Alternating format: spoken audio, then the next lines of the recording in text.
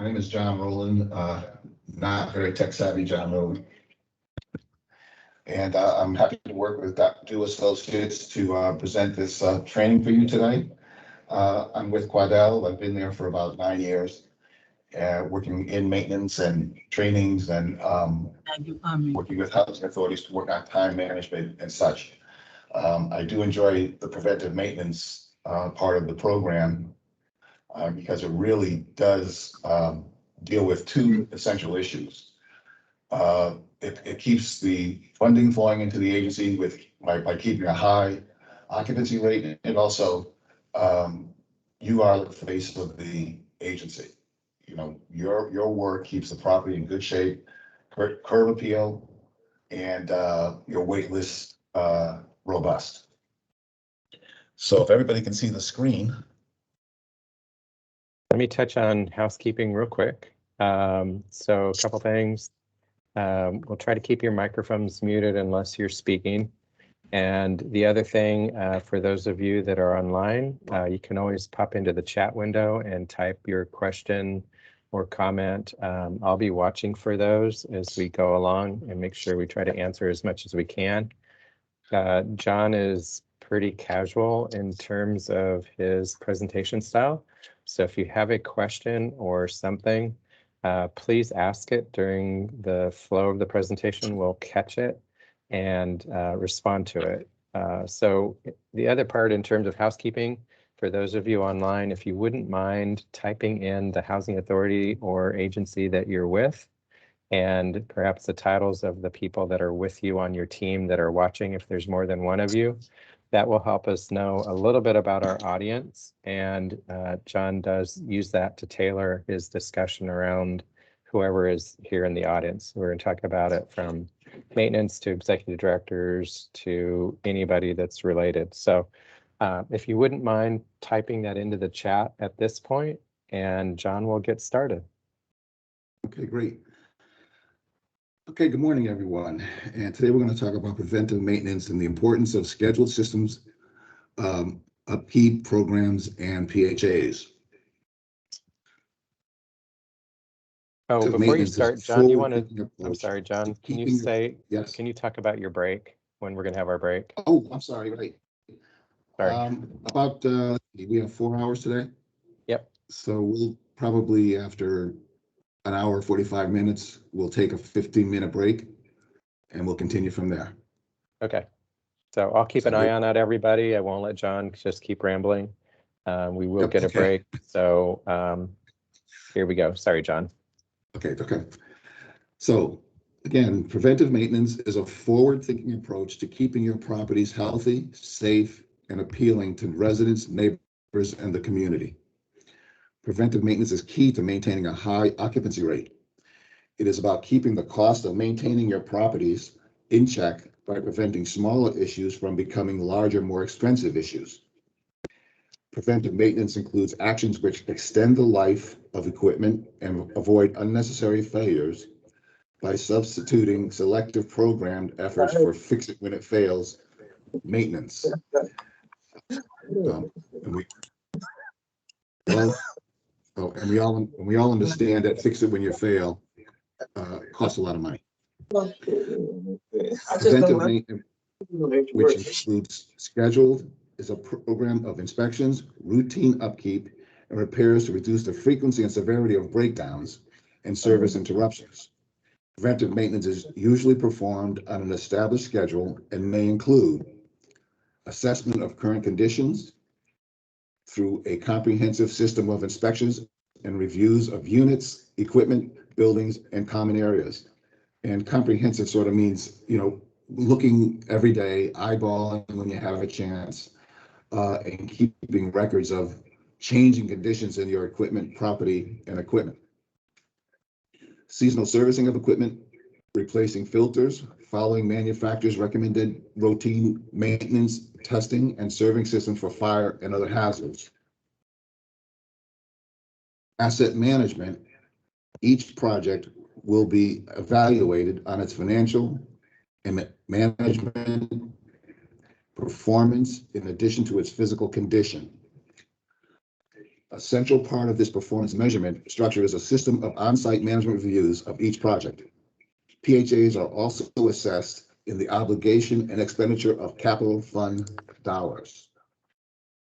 Okay, so even our maintenance folks are part of capital improvements, C&I decisions, and preparing schedules for massive repairs. So the 6 elements of a maintenance program.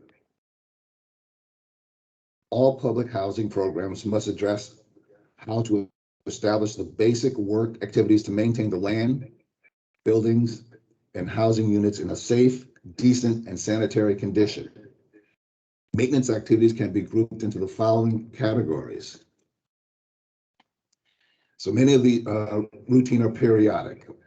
Many of these tasks involve the janitorial landscaping work activities and are usually repeated on a daily or weekly basis. To maintain the cleanliness and appearance of the property, the task may include cleaning of building common areas, cleaning of vacant dwelling units for new tenants, unit turnarounds, trash handling, pickup of litter, maintenance of plants, grass, trees, and landscaping, cleaning of sidewalks and paved surfaces, including removal of graffiti. Preventative maintenance. These tasks are performed in response to service requests generated by residents or staff. Requests are assigned priorities for work scheduling. Okay, priorities include, and we all know what these are, right? Emergency requests, situations that immediately threaten the life, health, or safety of residents or the integrity of the property. Non-emergency requests, there are 2 types. Urgent requests, situations that are a major inconvenience or hardship to residents and/or could result in health or safety risks to residents or further deterioration of the property if left unattended. And then routine requests, conditions that warrant repair but are not of an emergency or urgent nature. Capital improvements. These are the work activities to improve the baseline condition and economic viability of the property, to modernize or improve the efficiency of systems, enhance the services delivered to residents, or to increase staff productivity. In the public housing program, responsibility for capital improvements is generally assigned to a modernization staff if you have a larger PHA, often in a department that is organizationally separate from the day-to-day responsibilities of the maintenance team. In spite of this, it must be emphasized that capital improvements remain one aspect of property maintenance. PHAs must consider when establishing capital improvement programs whether to use staff or contractors to complete the work. It should also balance the increased cost of upgraded materials against the labor and materials cost of frequent repairs or replacing due to weather and wear and tear. So we're dealing with the aftermath of COVID right now. And as maintenance supervisors and maintenance staff, we've noticed how the cost of materials has skyrocketed. Just this morning, I had to order tile for a agency where just 4 months ago, it was 89 cents a square foot. The cheapest we could find today was $1.69 a square foot. And that is a budget buster, right? But we have to make changes in our budget and make it work. And we could not wait for capital improvements, right? That's something that if we could, we would have included it in a capital improvement plan. But these are issues that we're asking for immediate attention. Maintenance. This is the required maintenance that is not completed due to constraints of time, budget, and resources. Some maintenance may be delayed because of poor planning or lack of proper organization or supervision. Ideally, however, deferring maintenance should be a conscious choice on the part of management as an economic decision or to better meet the goals of set for the property. Indefinitely deferred maintenance will ultimately result in deterioration of the property. It should not be allowed to continue for an extended period of time. Now, we do have times where deferred maintenance is required. For example, if you have a capital improvement plan that is to replace all the carpeting in a 20-unit building, and you have 2 or 3 units that the carpet is pretty worn. If the capital improvement plan is going to go into place in a short period of time, you would defer the maintenance on that carpeting, right? Or you would defer the maintenance on painting, if in fact the part of a capital improvement plan was to paint all of the units. However, sometimes if you capital deferred maintenance might be a symptom of poor budget planning, and you really have to go back and look at that. And also your staffing. You know, if you don't have sufficient staff, you defer the smaller items to take care of the larger items. You're falling into crisis management mode, and a lot of things get put back. Work orders are piling up, and pretty soon you're overwhelmed.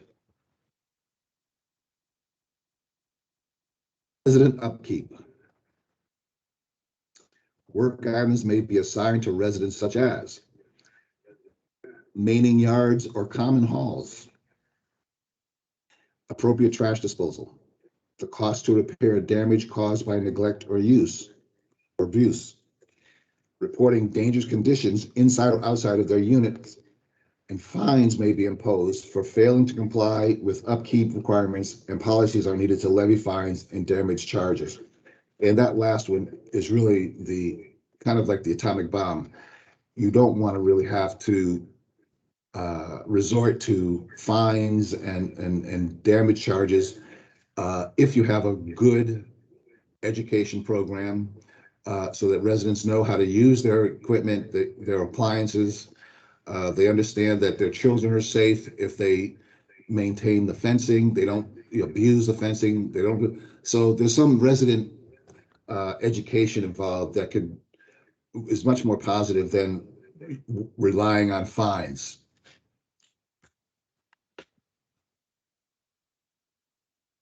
Preventive maintenance definition. Again, I'm going to read it again. Scheduled and preventive maintenance is a program of inspections, routine upkeep, and repairs to reduce the frequency and severity of breakdowns and service interruptions. Preventive maintenance is usually performed on an established schedule, which may include assessment of current conditions, and the word comprehensive again. That's walking every day. You performing your routine maintenance, but taking the time to observe and report immediate changes that you notice. So seasonal servicing of equipment, we tend to forget that. We wait until December 31st to check our snow removal after the first snowstorm. We also aren't prepared in some parts of the city, the country, where severe weather is common, but yet the equipment isn't ready.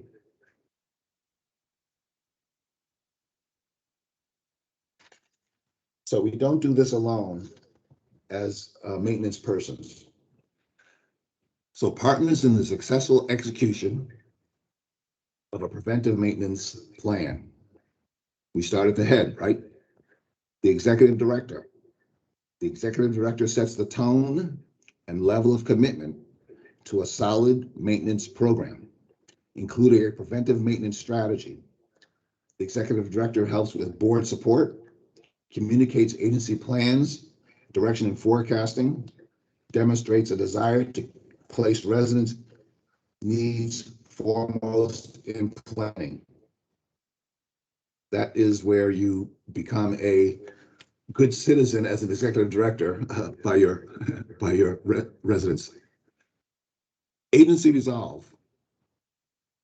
The ED assists the maintenance supervisor or manager, property manager, and finance director with creating a comprehensive, doable plan. Evaluates information from maintenance supervisor, reviews budgetary issues, and allocates sufficient funding. So there's a communication thing that assist with the agency's resolve. The more the maintenance supervisor can give information to the finance director and the ED, then you can create a doable plan, something that is actually capable of being completed with the current budget and the current staffing levels. You can't expect 3 maintenance people in a 400 unit process to take care of 100 work orders a day, but you put together a doable plan and something that they can be successful with on a day-to-day basis. The ED supports the level of funding necessary to provide tools, equipment, and third-party services, reviews budget and agency goals, admin plan reflecting the funding mechanism and funding priorities, and gets the board's approval. Okay, the more information the ED has, the easier it is for him or her to do this, to take care of these items. Resident services and satisfaction. These are our customers, right? Creative Resident Services sustains a healthy environment and increases resident participation and satisfaction. Happy residents means a lower vacancy rate, right? And they'll pay the rent. Fosters a community environment. That meaning you have a large group of your residents that like where they're living. They create a living community among themselves, and it becomes a healthier place for their children and the families. A clean and healthy building, an apartment affects rental payment timelines, right? We know that in some jurisdictions, the maintenance has been ineffective, so that residents are now giving their rent to third parties, waiting for items to be cared for. So it's important to make sure that you can foster that community, give residents a reason to stay. Community awareness and acceptance. This is our curb appeal part, right? The ED understands the importance of well-kept buildings and grounds and the connection with curb appeal, functioning services, and occupancy. Okay, curb appeal is damage when you have frequent system failures, lack of overall maintenance, right? No one cuts the grass on a regular basis. You have painting projects that have been deferred, persistent infestations. Neighbors are worried that the mice problem or the rat problem or the vermin problem you have is going to permeate over to their property. So your curb appeal is lacking there. And then there's crime. You've got to control the crime, and you do that by making sure that you have well-lighted areas and programs that allow residents to become part of the community, and also your communication with your city officials, your fire, your EMS, and police. Community acceptance. The ED relies in part on the condition of the property to sustain community support. Municipal government, which is sometimes necessary to secure projects. Now, it is very difficult for your ED to go and ask for continued support on projects they're working on when they have issues with their current project on your current properties. So they rely in part on your property and with the work you do to make sure that they can spend an hour meeting with the mayor talking about a plan rather than spending 30 minutes of that meeting defending him or herself against bad curb appeal issues. Funding and developing zoning approvals. They need this to happen. Neighbors and community businesses, school systems, and programs for residents. Community acceptance is part of maintaining our own communities, our own healthy communities in our projects. We cannot treat our projects as though they're fenced in. We have to understand that our residents enter the community, they are part of the businesses, and they're part of the school system. And those agencies rely on your residents to help with you to maintain the properties so that there is a community acceptance of the residents. The finance director, involved in budget creation, approval, and support. Important to the PM plan as the enabler. In other words, this person is going to help you move your projects forward. Understands that the necessary level, the ebb and flow. They understand what you're going to need in the wintertime. They understand what you're going to need in the fall, in the summer. So they know that you're going to be asking for certain budget levels, fluctuations with seasons, and loss prevention. How do you sustain a reasonable inventory without it sitting, costing money, and not being useful to your properties? You know, you provide enough supply for the demand.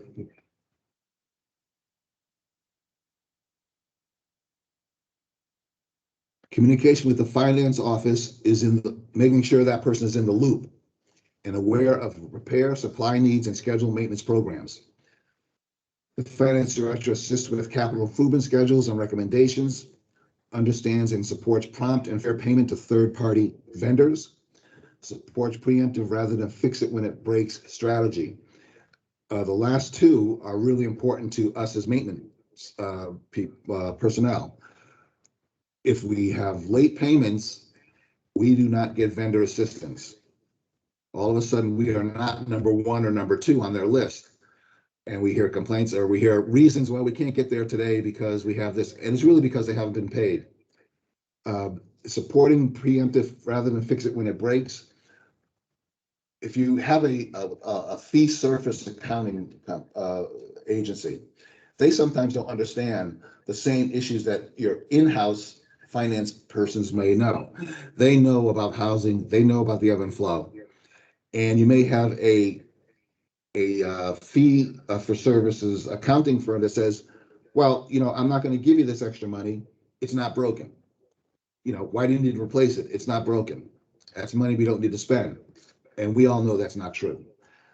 So it's important to educate fee service accounting companies, firms, about how housing authorities, how property managers work and how maintenance works. And that it's not that we need to wait till it breaks. We need to make sure that it's operating and we switch appliances out before they fail. So the maintenance director supervisor, assuring that preventive maintenance is part of the maintenance staff routine. Daily charges and operational awareness, designated times for systems checks and reporting, discussing continuous awareness of common areas and goals and grounds, documenting service equipment function during unit turns, provide informational sessions to property managers, residents, and managing partners, specifically assign tasks and schedule review of systems and equipment.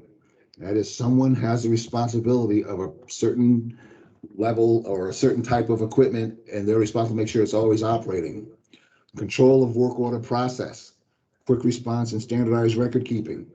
Your work order process is incredibly important to the successful, not only of operating of your preventive maintenance, but of course your maintenance. Designated times for system checks and reporting. I'm going to go back to that one.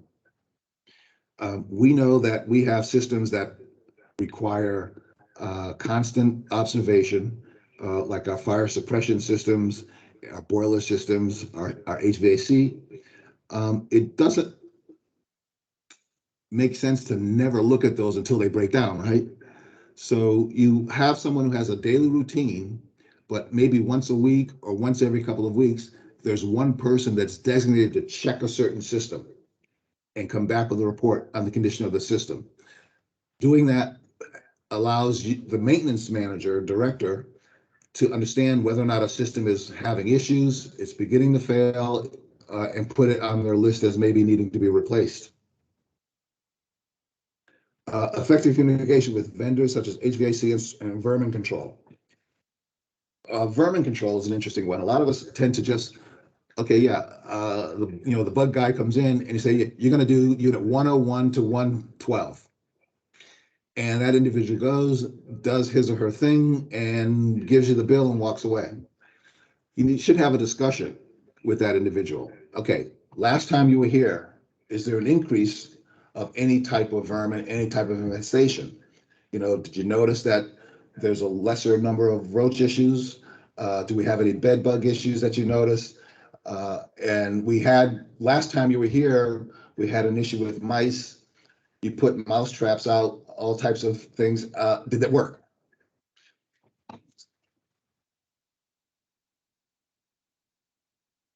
Provide training to staff, assuring understanding of systems, equipment, and process through training on the use of service vehicles and how to maintain. Introduce staff to all service equipment, mechanicals, and vehicles. Staff must demonstrate understanding and proficiency in the use of service equipment. Staff must demonstrate an understanding of the concept of time-determinant wear and tear. Now, going back to staff must demonstrate, I think it's a good idea for you to have a new hire sign off on all the types of equipment and all the types of vehicle that he or she may have to come in touch with. It's not common to have someone who you hire to do lawn maintenance, and the most they've ever worked with was a lawnmower, a regular household lawnmower, but now you have this person out there trying to figure out how to use a gang mower. Just because they can cut their grass at home doesn't mean they can cut their grass in a 2-acre field. So it's important that everybody understands how equipment works. Not all of us have trailers on our trucks, so we may not know how to drive a truck with a trailer. So these types of educational moments should be documented, and your staff should sign off on it.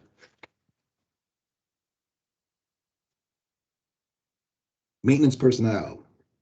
Understand the purpose and value of preventive maintenance. Trained proper and consistent daily maintenance of systems and equipment, lawn, painting, plumbing, supplies, and equipment.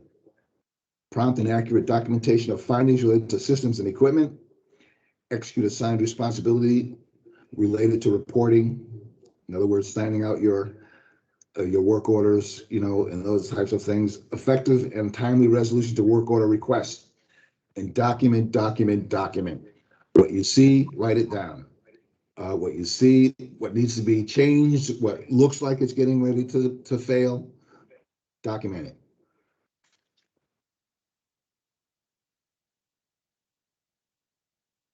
Property managers. They should know and be familiar with the properties they manage. Prompt reporting of mechanical and other maintenance issues. Participate in system checks and other scheduling of services. Facilitate resident education related to responsibilities as a resident, including lease compliance, enforcement of the lease, and good customer service. Now, know and be familiar with properties. That means that they should be part of your inspections of the systems in the building. They should be there when new systems are placed into service so that they understand what they're looking at. So when they call you and they say, look, I'm getting a yellow light on the HVAC system in the basement, they know there's something wrong, as opposed to looking at a yellow light and walking away. It's not red. So it's important, I think, that we as maintenance people should really include property managers in how our systems work, be there when new systems are placed into service. They should also be there when they facilitate education, right? So property managers are going to explain to residents about the appliances that are in their units, the use of certain laundry rooms, etc. And some maintenance representation should be there to make sure that they understand these are the kinds of things that break often. Please make sure you take care of it this way, etc. Enforcement of the lease and good customer service. What is good customer service on a property manager's end, right? It is basically answering the call, not putting people on hold, not having answering services that no longer have space, so they can't leave messages, and also making sure that their property is safe and decent. It's about communication. Resident services and councils. If you're lucky enough to have a resident service or Resident Services Council. They play a role as a liaison between residents and management. They keep managers informed of resident issues and complaints. And what that means is your board meeting is not going to have a resident comment section that lasts a half an hour, because everybody there is going to complain about what the manager hasn't done and what maintenance hasn't done. So you can use a resident services council as that go-between, that residents feel comfortable going to them and saying, look, I've been asking for this to take place, or asking for this to be fixed now. It's been 3 weeks, it hasn't happened. And then the resident representative can go to the manager and say, you know, Jane Doe has come to me now twice and this hasn't happened. Then the manager can take that information to the maintenance department and say, hey, what's going on? We've got to take care of this. As opposed to that same resident going to the board saying, I haven't had this taken care of in 3 weeks. The manager hasn't got back to me and I haven't seen maintenance in a month. So you want to help to prevent that. Assist managers in terms of constructive meetings, informed of upcoming maintenance scheduling that may impact day-to-day living, provide needed information and education on use of agency-provided equipment such as unit air conditioners, garbage disposals, and heating control. Especially if you pay for these, your agency is paying for these things. Air conditioners, especially. It's probably advised that if a resident buys his or her own air conditioner and installs it, many times it's installed incorrectly, so that the water, the condensation is going inside the unit, landing on the floor, landing on the windowsill, and that you have a condition where you're going to have rotted materials over a period of time. You might want to say to them, yes, you can go ahead and get an air conditioner, but we will install it. You may charge a fee for that, but at least you understand and you know that the air conditioner was installed correctly and it shouldn't cause any damage to your properties. Garbage disposals. What should and should not go down a garbage disposal? Heating control. Not having it set to 80 and all the windows open. You know, this is a human behavior that needs to be dealt with, and help them understand that these make it difficult to maintain the properties. Finally, our residents. As consumers of housing services, residents expect safe and decent housing, repairs finished in a timely fashion, and grounds free of hazards. In turn, residents can help by complying with the terms of the lease, no alterations to the unit, maintain family size as stated in the lease, maintain a healthy living environment, prompt notification of any system failures within their department, call maintenance for appliance system failures or breakdowns, prompt notation of any observed items in need of repair in common areas. Now, a note here about residents and our recent issue with COVID. A lot of this is not happening. We're not seeing a lot because a lot of residents are not allowing maintenance folks to go into their units. So they do alter in the unit, or they go without. 2 burners are no longer working on the stove. They go without rather than have someone come in. They may not want you in there because they may have someone that is recovering from COVID, has COVID at the time, or they're housing a person that's considered a high risk. And so they don't want to expose that person to anyone coming in and out of the house. It also means the family size is probably, in some cases, beyond what is stated in the lease. A lot of families are bringing in their elderly family members because they're trying to keep them safe. So we are not going into units as often as we would like to. We're not hearing about repairs that need to be made as often as we used to. But what's going to happen soon, and we should be ready for this, is, and I believe some jurisdictions are already dealing with this, there's going to be a flood of requests for repairs, right? Because now they're allowing you in, they're feeling more comfortable. They understand the agency's protocol that's being used, the COVID protocols. So you're going to find a lot of issues that need to be dealt with, simply because they've been, this is basically a residence uh, effect of deferred maintenance.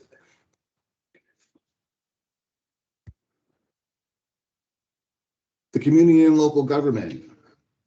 Knowing the community and its needs and concerns should be a factor in any decision that may affect their quiet enjoyment of their homes or hinder the operation of their businesses. Good example of that is you're replacing an emergency generator, a huge diesel powered generator. You don't want to put it right next to your neighbor's house. Okay, you want to make sure that you understand that what you do is going to affect your neighbor. Inviting community leaders to comment on any capital improvements is a requirement to gain funding. So they have to be able to feel comfortable about allowing you to expand or allowing you to make changes to your current properties. Provide guidance with regulatory issues and adopt physical plant and property care practices that support decent, safe, and affordable housing. Have them educated on the PHAs, HQS, all of those things, inspire. So they understand what your report card is, so that they understand that they have a way to communicate with you, understand the jargon that we use in the industry, and have meaningful conversations. Provide oversight and constructive direction regarding the CMAP scoring system and how to maintain high scores. So let the community and local government in on the type of report card and the type of reporting that HUD maintains, so that they understand how to speak with you. HUD. Become acquainted with and utilize the regional office supports. They provide guidance with regulatory issues and adopt physical plant and property care practices that support decent, safe, and affordable housing. HUD will, there's no problem with sending your plan that you're developing to HUD, have them review it, and they may be able to help you with some issues that might need some shoring up, or help you with some deficiencies. So HUD is there as a very good resource if you're trying to develop a meaningful preventive maintenance plan.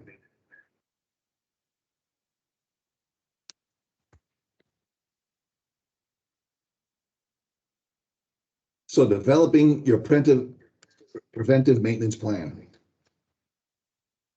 Goals, right? Preventive management goals. Factors including influencing the goals.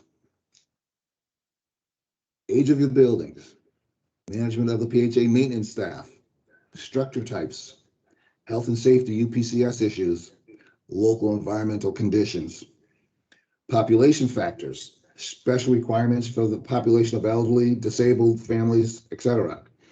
Occupancy and turnover, impacting the financial stability of the property. So all of these are goals. These are like pinpoints that you're going to go through and say, okay, these are the items I have to consider when I'm presenting goals for my properties. Surrounding community concerns, right? Are they concerned already that you're encroaching on certain areas in the neighborhood that are not designated multiple housing, for example? Resident concerns. If there are a problem now with lighting in common areas.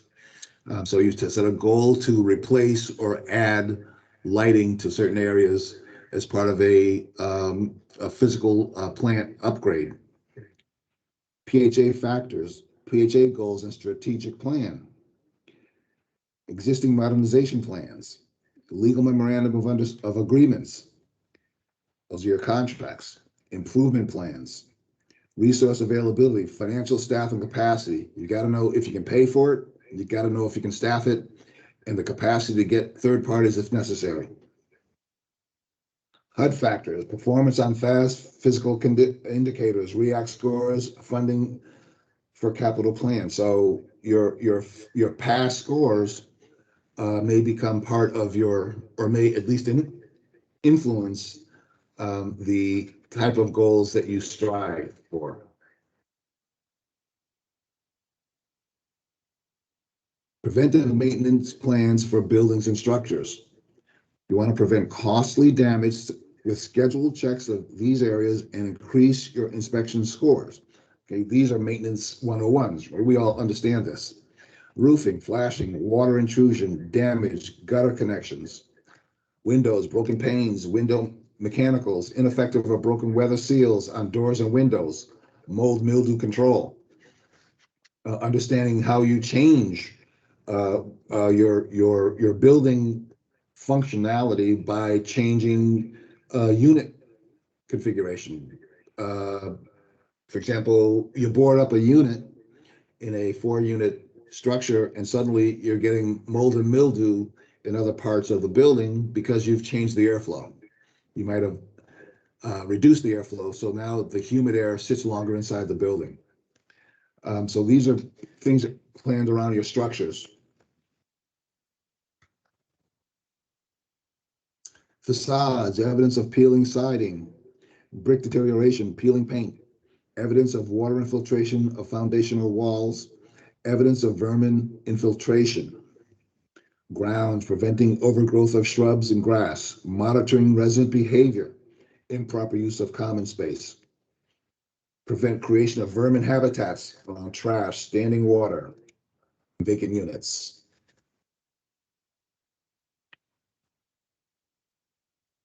Fire and safety, routinely check emergency light and exit lighting. Daily check for obstructions due to improperly operating exitways. That also includes human behavior, right? Tenant behavior, putting shopping carts, old furniture, kids' toys, bicycles in front of your emergency exits. Create routine communication with health, fire, and policing. It's a great idea, and I'm sure we've all done it.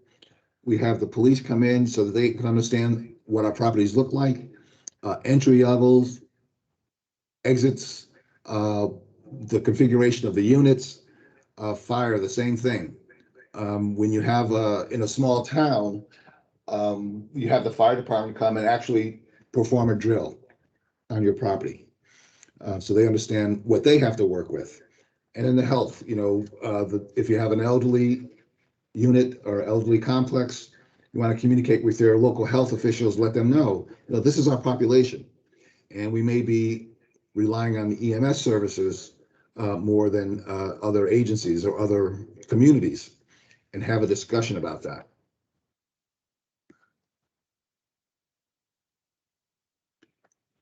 PM equipment, lawn equipment, vehicles, tools. Create and maintain a schedule for cleaning and repair of vehicles, tools, and appliances. Rotate out before it fails. Now, this goes back to what we talked about, the comprehensive, the way we look at our properties in a comprehensive manner. So you rotate out before it fails. So you're doing a unit turn, and generally we paint, wash the floors, maybe change the carpeting, switch out a refrigerator, it's not working, or the stove.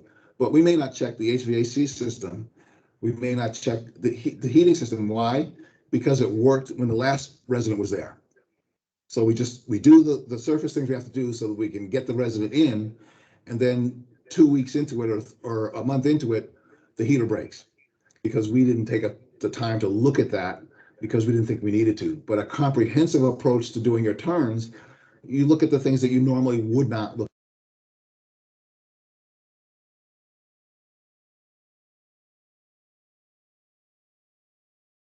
Courtney, I think we lost John. John, you're muted.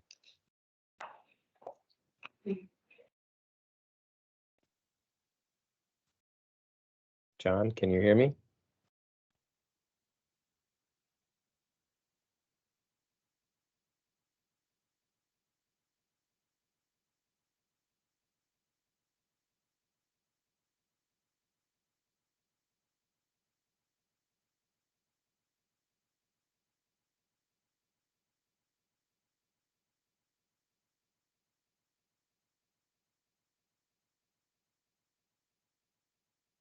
Hold on just a second. I'll try to get a hold of John.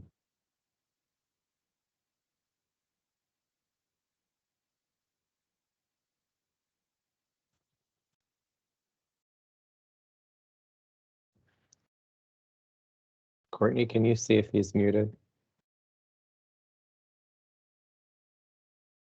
We'll check.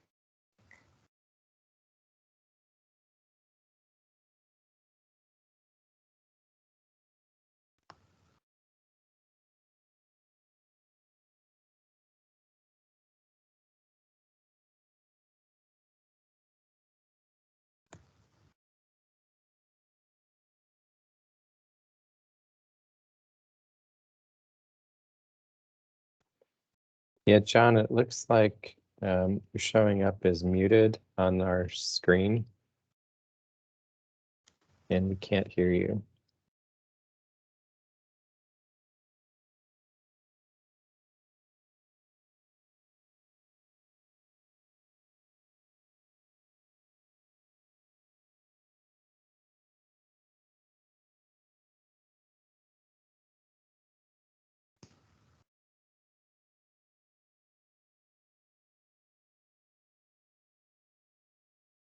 I'm texting with him, Courtney. He can hear us, but Yeah, we can't hear him. I can't mute him. I mean, I can't unmute him for some reason.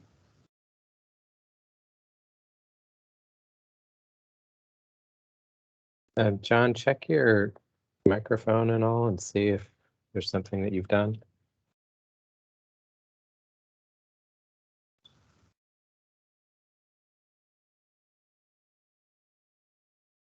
Hmm.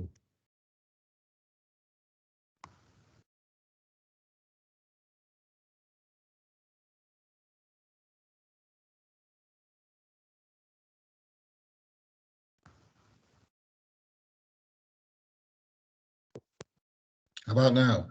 Perfect. I can hear you well now. Okay. You have to reshare your screen. Yep.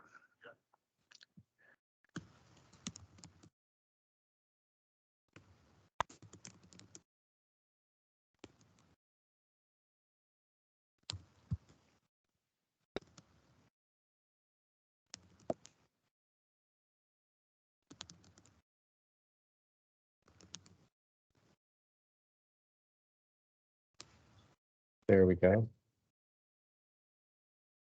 Are we back? Yeah, I think we lost the last part of your last slide.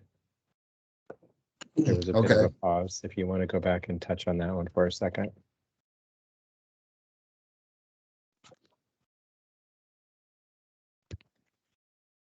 Okay, Pete.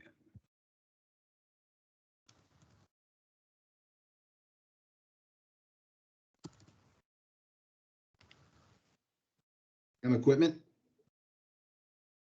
Yeah, we're Okay. we're not seeing the slideshow version yet.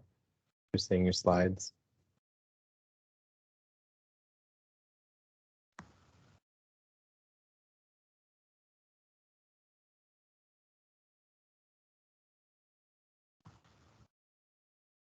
You see it now? Not yet. Now I lost it again.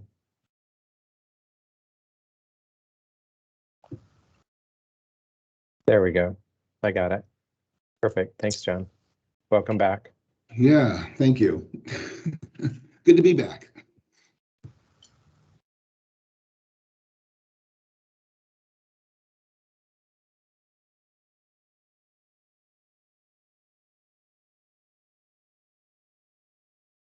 PM equipment, lawn equipment, vehicles, tools. Create and maintain a schedule for cleaning and repair of tools and vehicles and appliances. Rotate out before it fails. Keep an accurate inventory of all supplies and appliances. Rotate out before it fails. Say that again, rotate out before it fails. The last thing you want to do is have something like water heaters where we know have a lifespan, a life use that is around 5, 6, 7 years, and you replace them all at once 5 or 6, 7 years ago, and now all at once 50% of them are beginning to fail. Keeping track of your appliances, keeping track of when they were put into service will help you rotate it out before it fails. Properly train staff on the use, maintenance, and care of equipment and vehicles. Again, we said earlier, your staff should be trained, and they should sign off on that training, especially when it comes to driving vehicles, using hazardous tools like sawzalls and saws and drills, understand how to maintain them, make sure they understand the proper storage of that equipment and how to prepare the equipment once they're finished using it. So in other words, it's ready for the next person.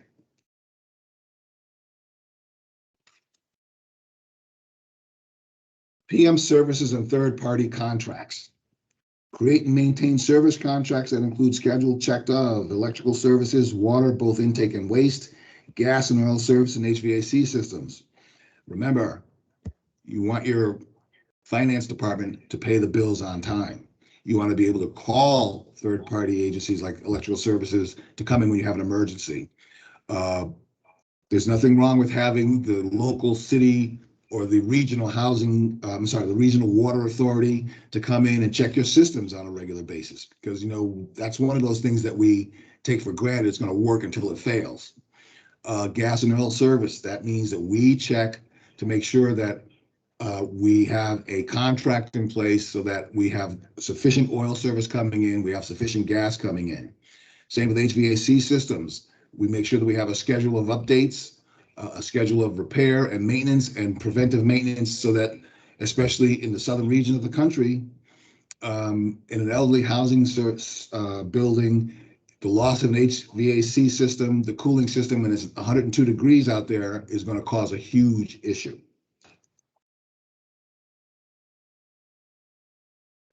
Agency-owned appliances, PMs for unit apartments and common areas. Keep track of service life of appliance and replace before they break down. Routinely check for leaks, drips, and other potential plumbing issues. Again, that's when we do our unit turnaround. We should check. Or if we go in to check, let's say we're replacing a faceplate on an electrical outlet. There's nothing wrong with checking underneath the cabinet, the vanity in the bathroom, underneath the sink in the kitchen, checking the seals around the toilets, looking in the bathtub, making sure there are no cracks and fissures, so that we might have gone in to do one task, but on our way out, we do that comprehensive look at the entire apartment to make sure there are no leaks and drifts and other potential plumbing issues. Maintain an effective vermin control schedule. Maintain a schedule for painting, carpet replacement, appliance replacement, including unit turn checklists. If you don't have a unit turn checklist, you might want to put one together. There are some samples out there. I think there's in one of the property management areas of HUD, it gives you an example of a turn schedule, a turn checklist. I would review it to make sure that, and maybe even add those comprehensive views of what's going on in the unit. And then resident education, right? We talked about making sure that residents understand how to use the washing machines, the dishwasher, the garbage disposal systems, and the air conditioning systems, to prevent, or at least to slow down to prevent these units from being destroyed or broken earlier than they should. PM units in common areas. Areas of heavy resident use should be cleaned, inspected for breaks, tears, excessive or improper use of furniture and fixtures. Floor, walls, and ceiling. As a daily routine, check these areas for deterioration and abuse. Now, if you have common areas that are used often, you might want to have a checklist that says, okay, when you entered the common area for a party, let's say they're having a birthday party, check the lights, check the heating, check the air conditioning, whatever you're using, check the condition of the floor, condition of the ceiling, and look for leaks. Then they get access to the room. Upon leaving, they check the same items, and if they're found an issue, they should check off. You know what? We were in there, we noticed that the lights in the bright corner of the room are not working. Or we noticed that the air conditioner kept shutting off before it actually cooled the room. So this type of communication with the residents really helps you maintain a daily routine and a checklist of those for deterioration and abuse. Vermin control. Maintain schedule extermination services for common areas and exterior locations. Note any changes, decrease, or increase of specific problems, except earlier communication with your vermin control specialist, making sure you understand that, or making sure that he or she understands that you would like a report that indicates a decrease or an increase in a certain type of pest that they notice, so that you can plan accordingly for the next visit. The PM unit and common areas, mold control. Provide educational opportunities for staff and residents. Report unexplained water intrusion. Maintain air exchange systems in good order. Unit turnaround repairs, create, maintain a routine that includes a thorough check of all systems during unit turn work. So we mentioned that earlier, all systems, not just the ones that, you routinely go in, pop, throw some paint, maybe replace a couple of light fixtures, but check your main service systems in the unit.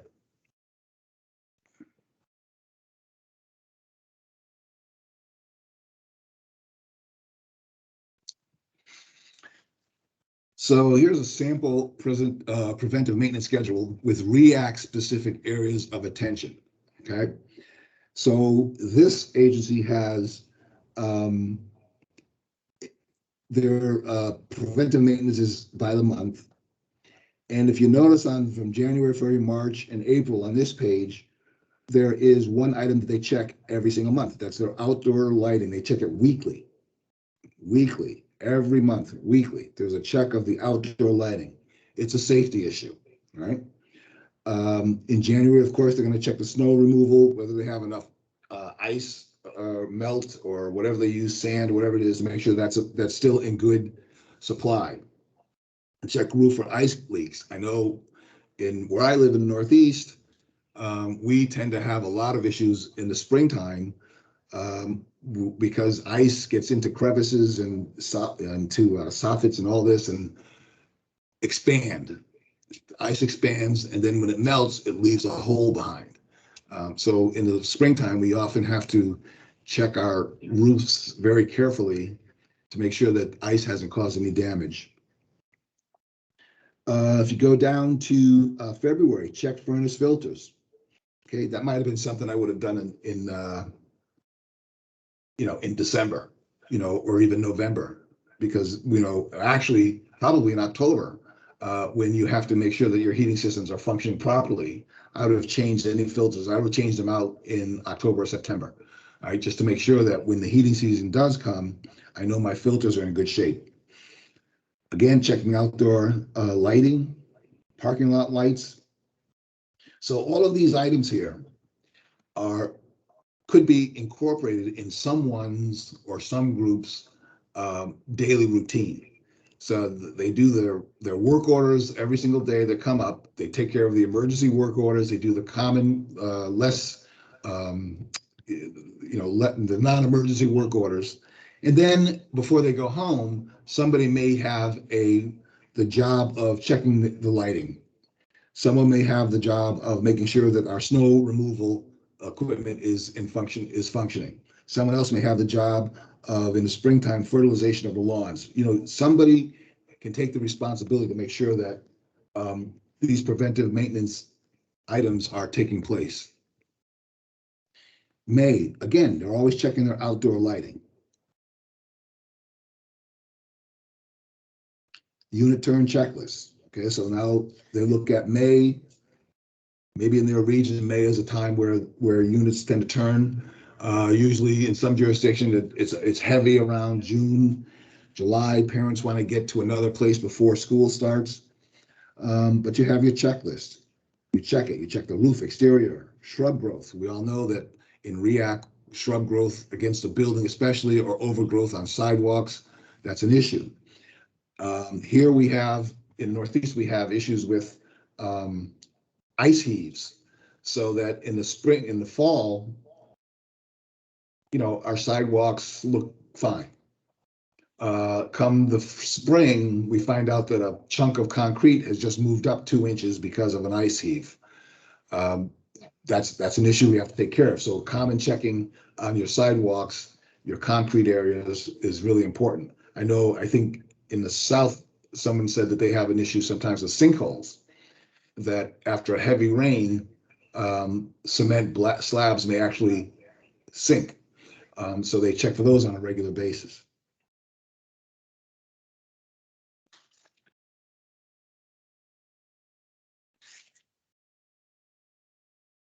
And here they do in the, let's see, go down to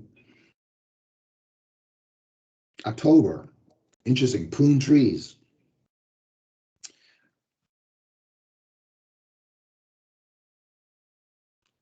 Drain and remove hoses. So we have to winterize our hoses in the Northeast, or actually upper northern part of the country, actually, where it gets cold enough to freeze hoses, freeze the water in hoses, and the hoses burst. Sometimes it backs up and you have burst pipes.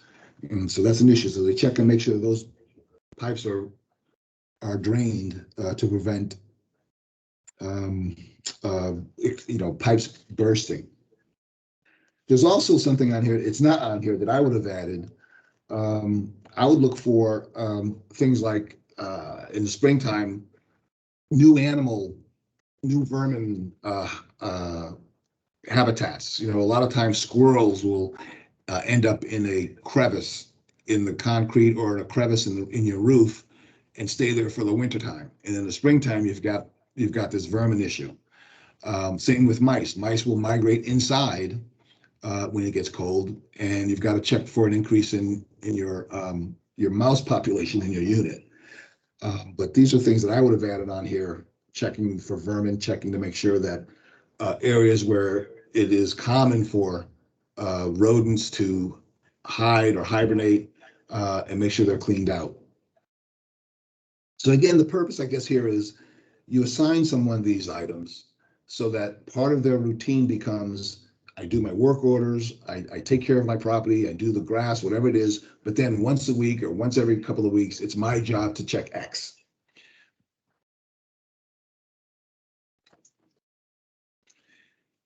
PM and resident education.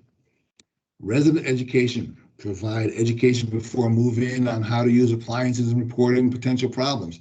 Now, this is preventive maintenance, right? This is, you're trying to prevent damage to your equipment, damage to the appliances by providing an educational opportunity and an educational format for the residents to learn how to use these items. How to care for pets, preparing for inspections, make sure residents are heard, provide good customer service, making sure residents are heard. When we get a work order on a Monday, and it may not be an emergency work order, but you may walk by that resident and that resident may say, hey, I put a work order in to have my screen replaced. To go by and say, yeah, we got it, we'll get to it. That's not really hearing the resident. Yes, I have it and it's on our schedule.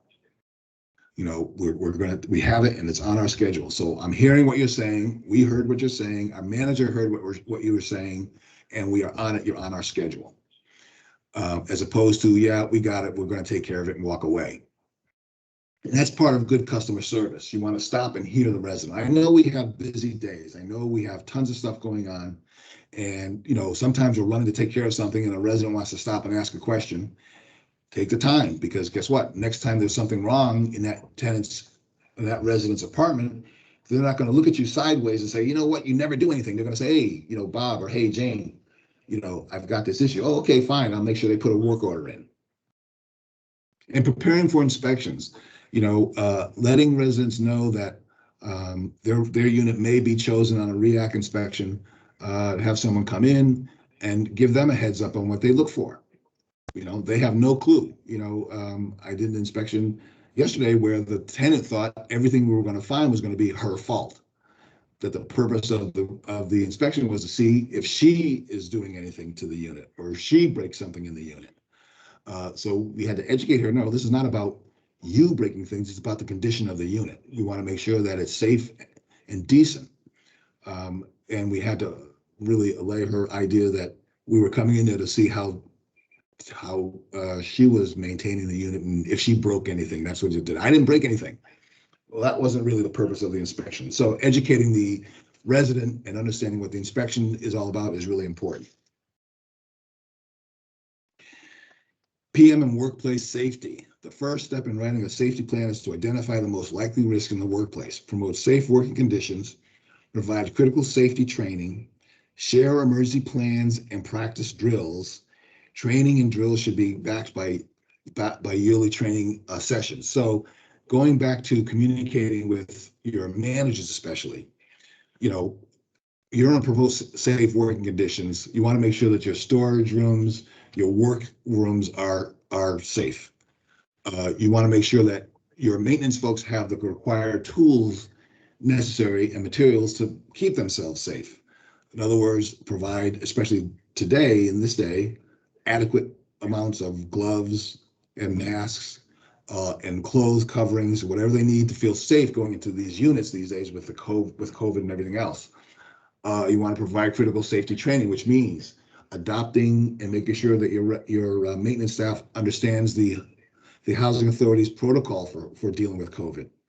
They should understand it very carefully and very thoroughly.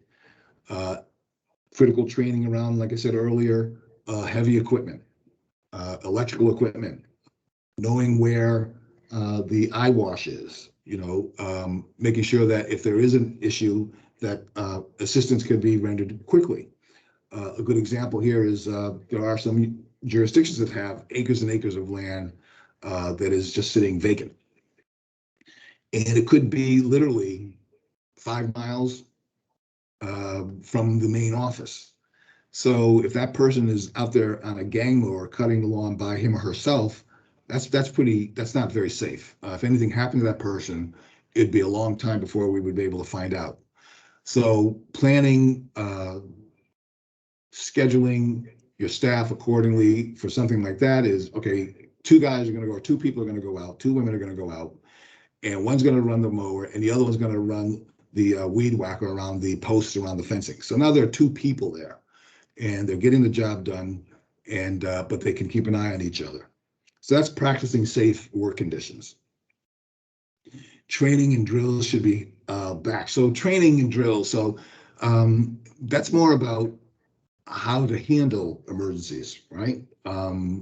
You have a person on that gang mower, falls off the mower, has a heart attack or has a breathing problem. Training the staff to understand this is who you call, this is what you do. I know that there's some agencies that have eye wash actual maps, so that if something happens to your eyes, there's actually maps in their workstation. They know exactly where all the eye wash material is, so that they know that as soon as something happens, boom, they can go to it. Some jurisdictions actually train their staff on the use of defibrillator machines. That's a serious training. It should be, of course, you have a professional agency come in and do that. But there are different things that you can do to make sure the workspace is safe. And that also means about how you deal with your residents. You want to make sure that residents understand that when you come into their unit, you're coming in to do a job, and you want to make sure that residents are part of that safety process as well. Maybe they need to be in another room when something's going on, if you're painting in their fumes or whatever, but that also includes safety within a unit.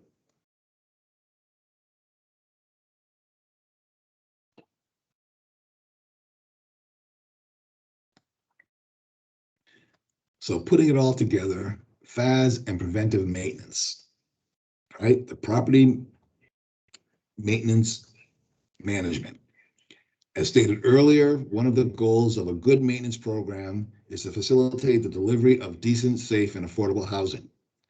Our focus for property maintenance management will focus on PAS and MAS. These 2 indicators are the most dependent on the performance of maintenance staff.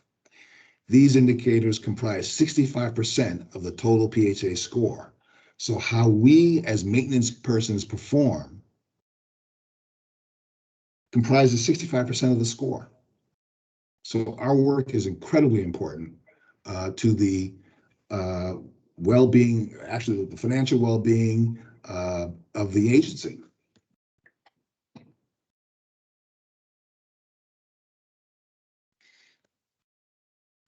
Okay, the physical condition standards for HUD housing. owners of housing described in section 5701A, mortgagers of housing described in 5701B, and PHAs and other entities provided by HUD owning housing described in 5701C must maintain such housing in a manner that meets the physical condition standards set forth in this section in order to be considered decent, safe, sanitary, and in good repair. These standards address the major areas of HUD housing: the site, the building exterior, the building systems, the dwelling units, the common areas, and health and safety consideration.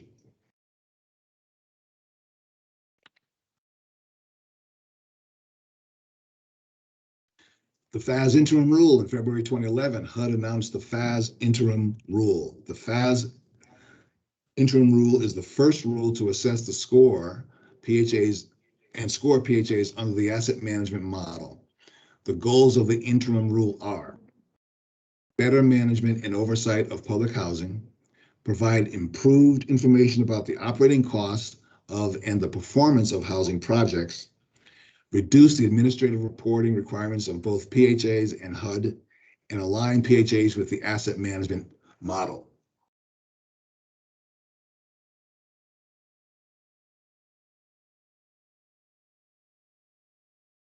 So the asset management model and PHAs. HUD designed a public housing assessment system, PHAs, public housing assessment system, to improve the delivery of services in public housing, enhance trust in the public housing system among public housing agencies, public housing residents, and the general public.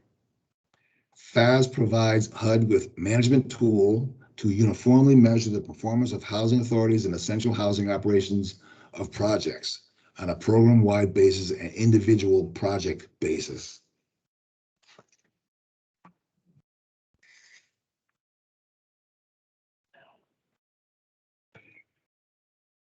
So PHAs indicators.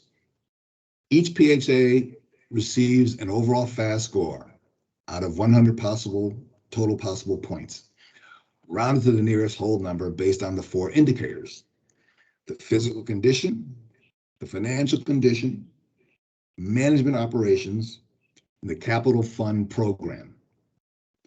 Each of these indicators contains sub-indicators, and the scores for the sub-indicators are used to determine a single score for each of these PHAs indicators. All PHAs that receive a PHAs assessment receive a performance designation.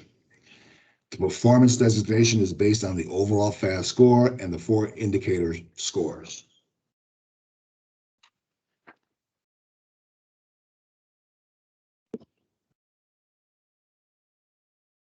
So the PHAs point system. The financial assessment subsystem, PHAs, is 25 points.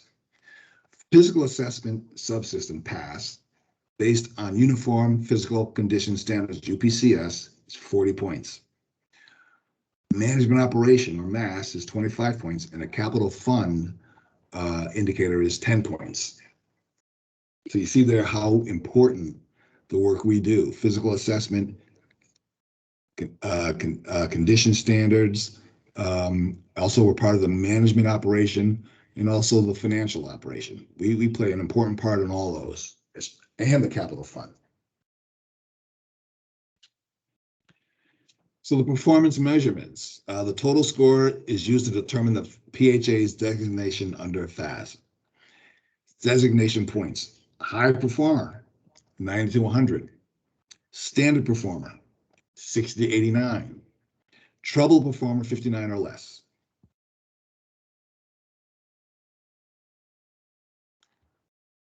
REACT, Physical Assessment System under PAS, the Office of Public and Indian Housing Real Estate Assessment Center, PIC and REACT, Physical Assessment Systems, PAS, develops and manages the protocol and processes required to assess public housing and Federal Housing Administration, FHA, multifamily insured and non-insured properties. PAS assesses the physical condition of the Department of Housing and Urban Development properties through periodic inspections conducted by independent inspectors certified in Uniform Physical Condition Standards, UPCS.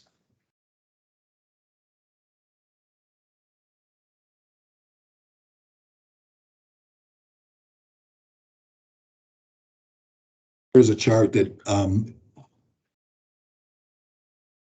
sort of indicates an example of what that score would look like. So, and what percentage of points? So each area has a certain weight that is placed on the score. So 60% percentage of the points, 60% indicator is pass, fast, and mass, right? The capital fund, CFP, is 50%, and the overall fast score would be 90. Standard performer, 60% pass, fast, mass, 50% CFP, 60% overall pass score, they become a standard performer. A troubled performer, less than 60% under any of the pass, fast, or mass, 60% overall pass PHAs score, you're a troubled performer.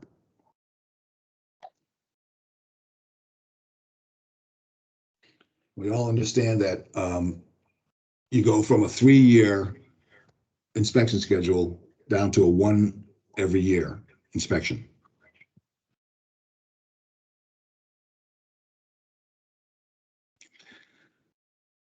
The purpose of the pass is to determine whether public housing units are decent, safe, sanitary, and in good repair, and to determine the level to which the PHA is maintaining its public housing in accordance with housing condition standards.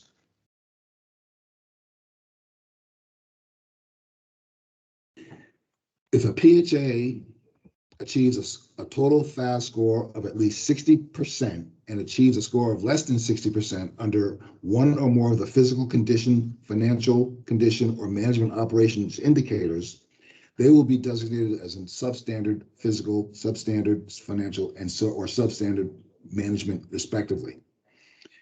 The HUD office will require the PHA to prepare a corrective action plan if the deficiencies have not already been addressed in a current corrective action plan.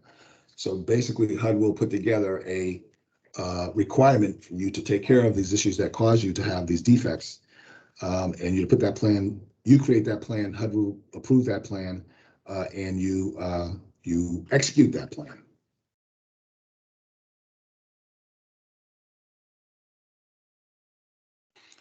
So how can a PHA do well under PASS? You want to focus on the basics, okay? You understand and comply with the UPCS 100% inspection of your units annually. You should inspect 100% of your units on an annual basis.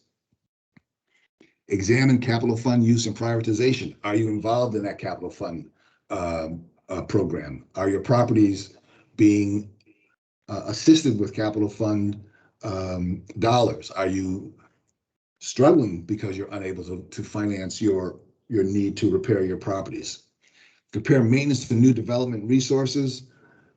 Is maintenance underfunded? That again is a discussion that you have to have with your financial office as well as your ED. Make sure they understand or help them understand that an underfunded maintenance program can lead to higher vacancies, can lead to less than robust waiting list because people don't want to move into your properties because they're not in good condition, and thereby costing the agency dollars.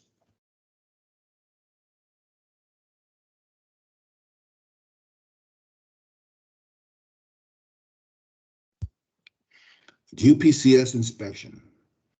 Quick question, HUD's John. uniform, yes. Is this a good break point before we start kind of a new subtopic? Yes, it is. It's a good point. Okay, why don't we take 15 minutes? We'll come back we'll round it up to a quarter till. So it's 12:24 our time now, so 12:45, whatever the conversion is for your time, we'll be back online. And we'll continue this section about UPCS inspections. So 15 minutes, you have a couple extra on that one. We'll see you back then. Thanks, everybody. Thank you.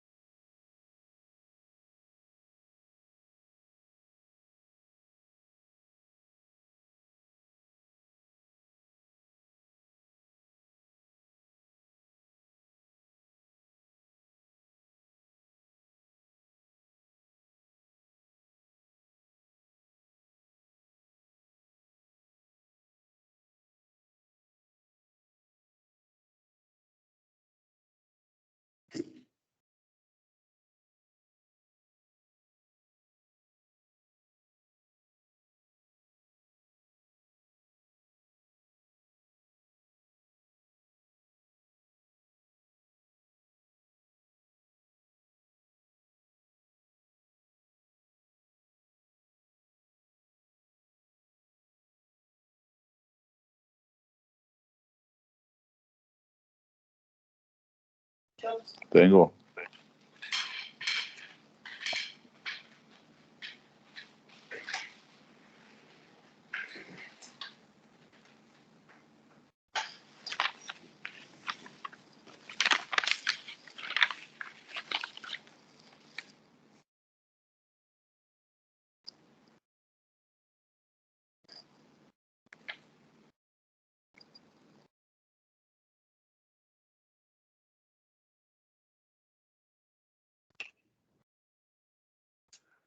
All right, everybody, we're getting ready to get started again. John's cozying up to the microphone, so if everybody can get your pen and paper handy, and we'll be ready to go here in about 1 minute.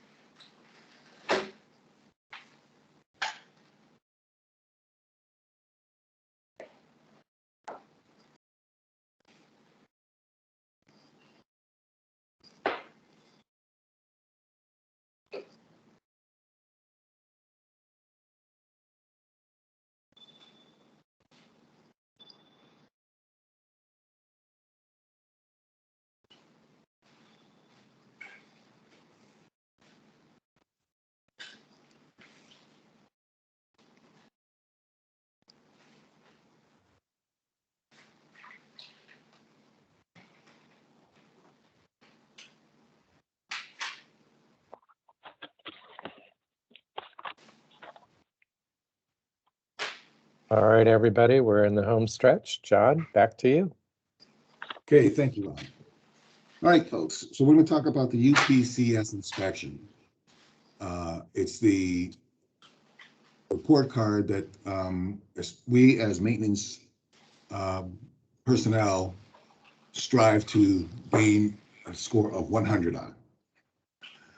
HUD's Uniform Physical Condition Standard is the inspection protocol intended to assure there is uniformity and objectivity in the evaluation of the physical condition of HUD properties. Major inspection areas under UPCS are the site, the building exterior, building systems, common areas, and the unit. UPCS inspections take place every 3 years for AMPS with a high performer status, every 2 years for AMPS with a score above 80 but less than 90, and annually for troubled performers. So preventive maintenance plays a major role in all of those items, right? We are in control. We are supposed to be in control of our site, our building systems, our common areas, and the usability of our units.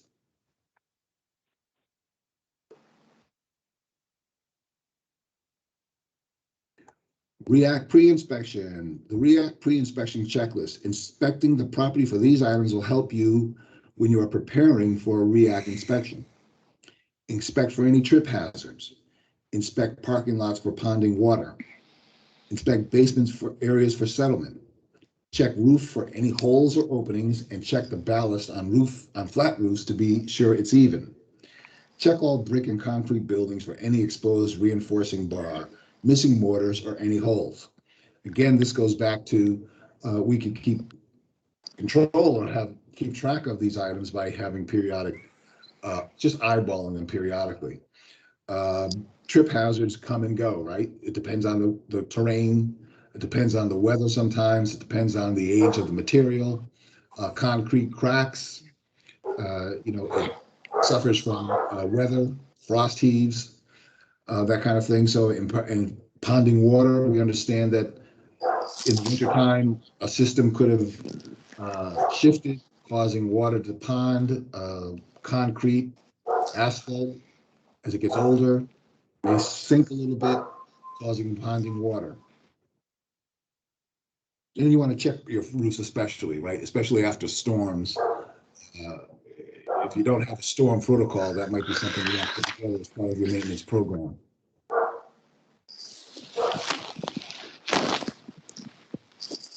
Inspect cable, television, and telephone wiring. Check all satellite television dishes for proper mounting. Just a word here about these two items. You do have some say when we talk about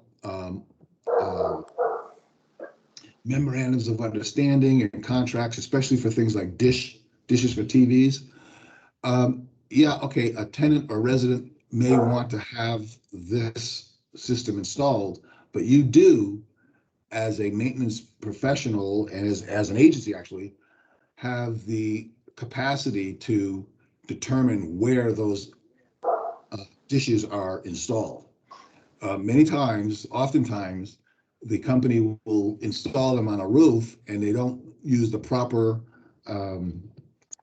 fastenings to the roof, and they create leaks.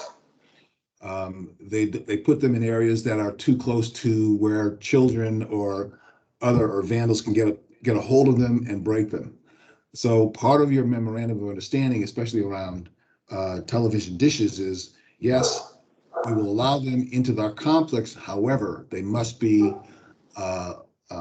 installed this way, or they must be installed in this area or in this direction. Well, you really can't control the direction too much, but in this area and this way to prevent damage down the line. And in your understanding, it may even include that if in fact their installation causes damage, they're liable for it. But these are things that you take care of when the agency comes in and decides they want to provide service to all your residents. The same with cable television and telephone wiring. It's important to be there when they install these items, especially cable television. They will drill a hole in a wall, drill a hole in your concrete, or drill a hole in your facade to get that cable into someone's unit. You should make sure that that is actually done in a fashion so that it doesn't cause problems for you later. They don't leave large holes where vermin and bugs and things can get through, that they've actually sealed the hole with rubber sealing or some sort of epoxy or compound.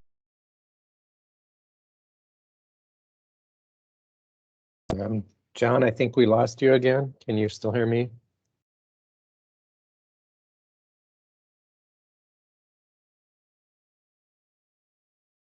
John? And I can't unmute him. John, can you do what you did last time again? Sorry, everybody.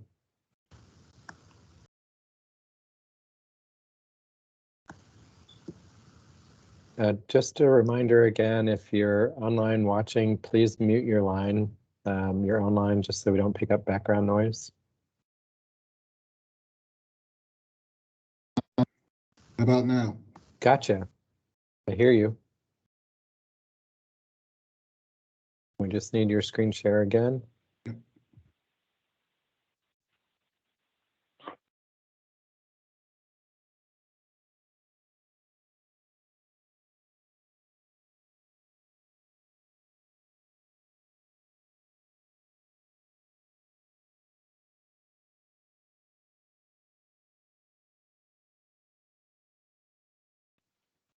We had you there for a second. Okay. There. You good? I'm good again. Thank you. Okay. Okay, so like what I was saying about your cable, your cable television wiring, you should make sure they understand that it has to be done in a proper and safe way. There should be a faceplate on the inside, not just a hole in the wall. And there also should be some material to close the hole where the wiring goes in. If they can't accommodate that, then you have to have a serious discussion with the leaders of that group because they're causing issues for your property. Vermin, weather, all that stuff can go through that hole.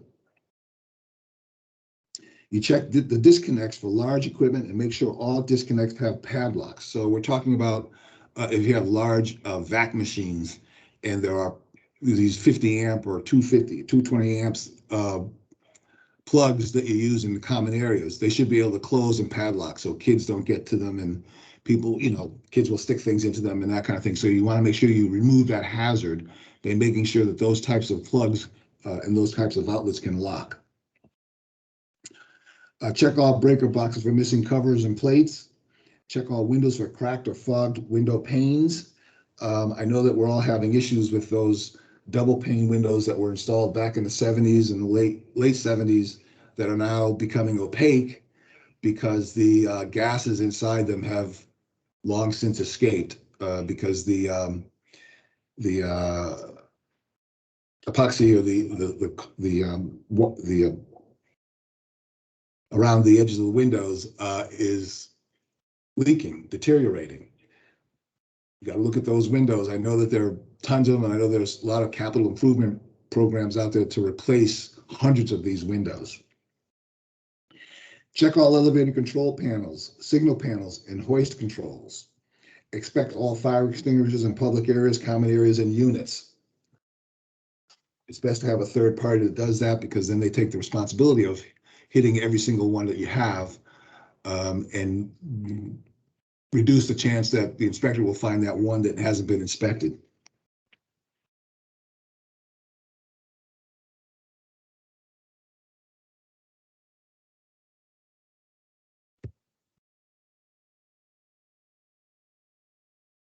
React pre-inspection, okay, remove any unused items that are abandoned and have wiring. Now that means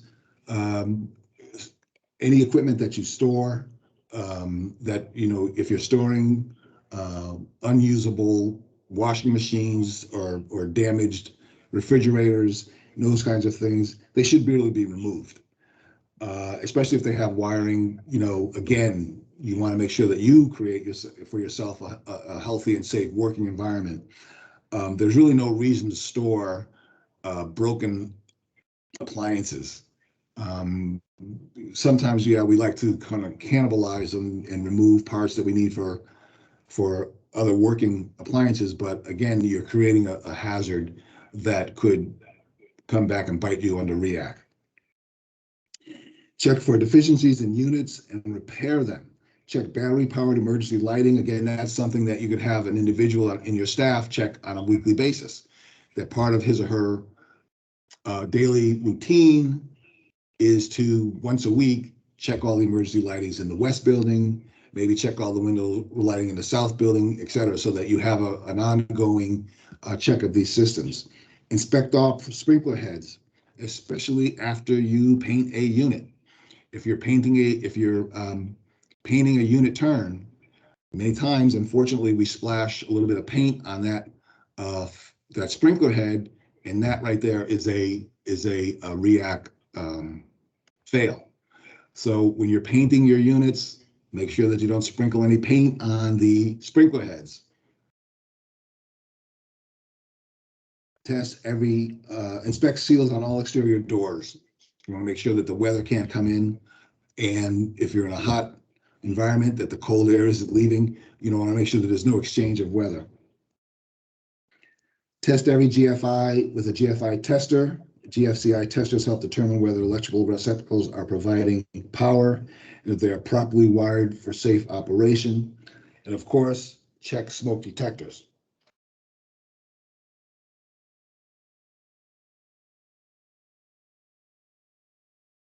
Smoke detectors is probably the one that can cause some headaches sometimes, especially when there are a lot of children in the house. Those 9-volt batteries are valuable when it comes to their toys. A lot of them use 9-volt batteries, so that many times you're going to go into a unit and find that the smoke detectors are without batteries. In Connecticut, we have October as the check your smoke detector month. And they advise that every October, residents and families, households switch out their 9-volt batteries.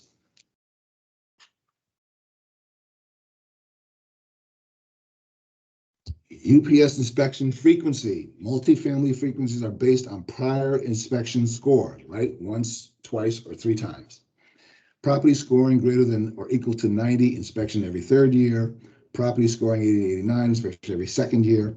Property scoring less than 80, inspections every year. For a new or refinanced property, the first inspection is 2 years after the new assessed property date of assistance contract. In other words, when it comes online.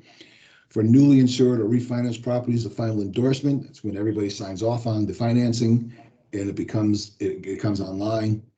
The last inspection date and score determine the ideal future date. A property's next inspection will be between 3 months before or after the IFD, the ideal future date. So if you have a score that requires something to be checked on a more regular basis than the 3 years or 2 years or 1 year, it's the ideal future date for that item, something that was repaired, for example, and has to be inspected by a city inspector, a skill set that someone has to come in from the city and inspect code enforcement. Then there may be a date prior or after that is called the date that somebody else has to check from HUD or that you go back and check. A property's next inspection will be between 3 months after the IFD, but the inspection should be no later than the end of the calendar year of its IFD, UPCS inspections frequency. So it depends on your systems. If you've created newer systems, there's an ideal future date that's created to make sure that all the inspection items fall into a particular time frame.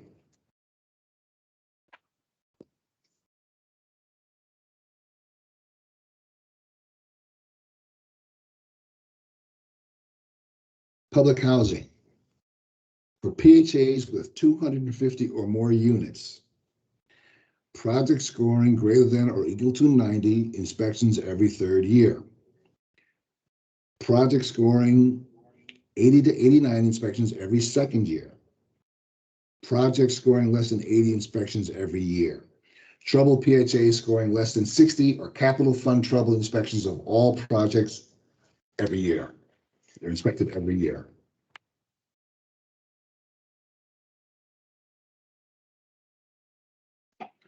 For PHAs with less than 250 units, a high performer PHA scoring greater than 90 inspected every third year. Standard and substandard PHA scoring 60 to 89 inspections every second year. Project scoring less than 80 inspections every year. Trouble PHA scoring less than 60 or capital fund troubled inspections are every year. Now, the next thing here, this is a minimum unit sample size reference chart, which gives you an idea of how many units a REAC inspector is going to come in and inspect based on your last inspection, the results of your last inspection, and also the number of units you have in your project.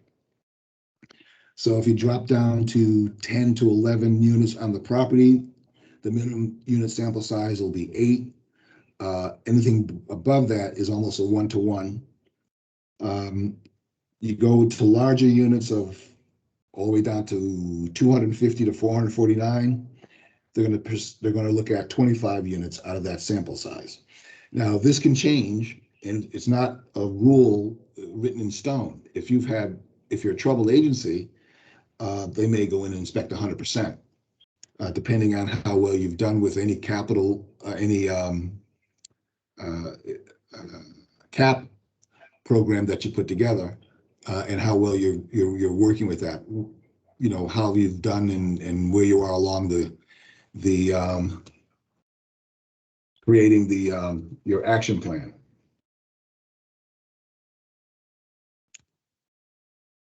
And your corrective action plan could actually cause an increase in your sample size, just because especially if it's a systemic issue.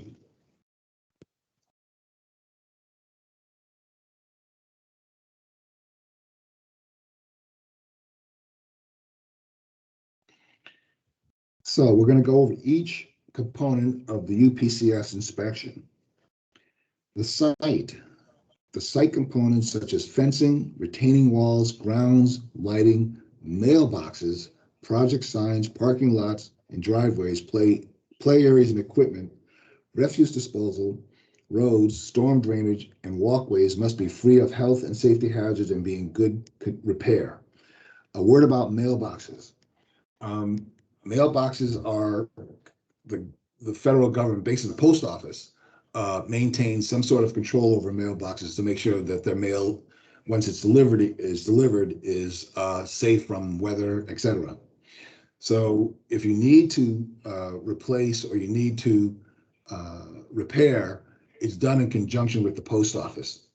They need to know the size that you're going to put in there, the type you're going to put in, and they should really they should have an opportunity to make sure that you're providing adequate space and protected space for mailboxes. Project signs, parking lots, driveways. Of course, we have to think about code in the city's codes. In other words, are your signs going to block crosswalks? Are your signs going to block intersections? You need to make sure that you're not doing that. Storm drainage and walkways must be free of health and safety hazards and be in good repair. The site must not be subject to material adverse conditions such as abandoned vehicles, dangerous walks or steps, poor drainage, septic tank backups, sewer hazards, excess accumulation of trash, vermin or rodent infestation, or fire hazards. Some of these, of course, may not be caused by your residents or may not even be issues that are on your property, but you are responsible to make sure that these items are not affecting the condition of your property. Abandoned vehicles is a tough one, right? Because maybe it's across the street, maybe it's on the sidewalk, or maybe it's in a driveway, and it may not even be owned by any of your residents, but it's something you have to deal with. Such as all these other items, you just have to make sure that not something that the REAC inspector is going to look at and determine that you haven't done your due diligence around that.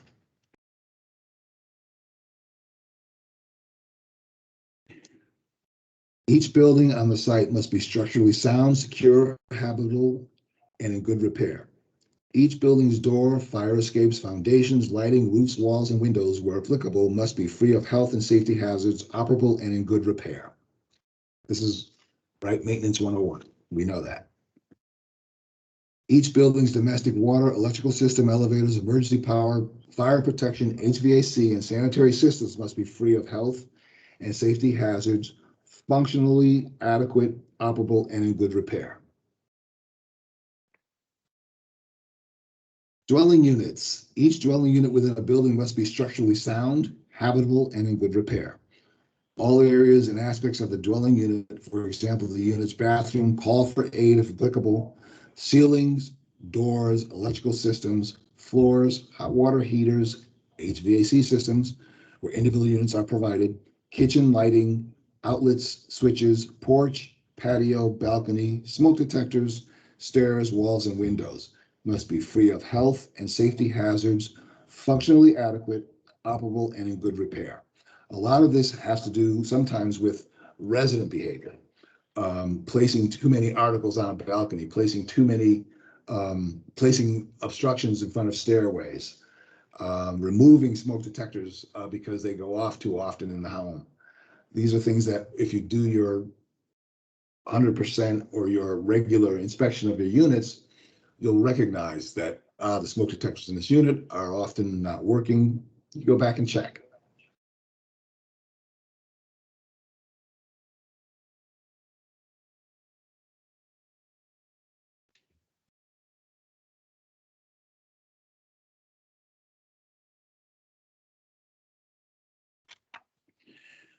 Where applicable, the dwelling unit must have hot and cold running water, including an adequate source of potable water. Note, for example, that single room occupancy units need not contain water facilities. That's a separate issue.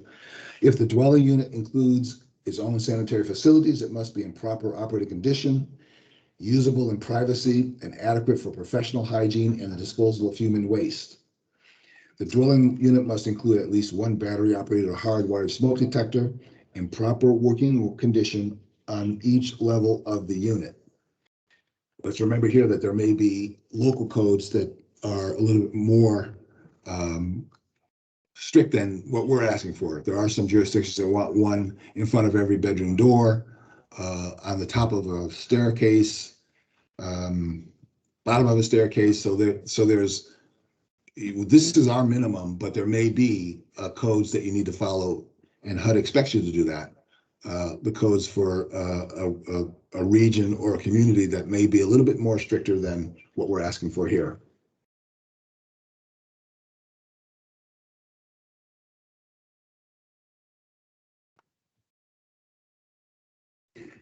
Common areas. The common areas must be structurally sound, secure, and functionally adequate for the purposes intended. Here, we're talking about an issue that I've seen in the past where there was a common area that was transformed into a daycare center. That became an issue with the town because that was a different zoning issue.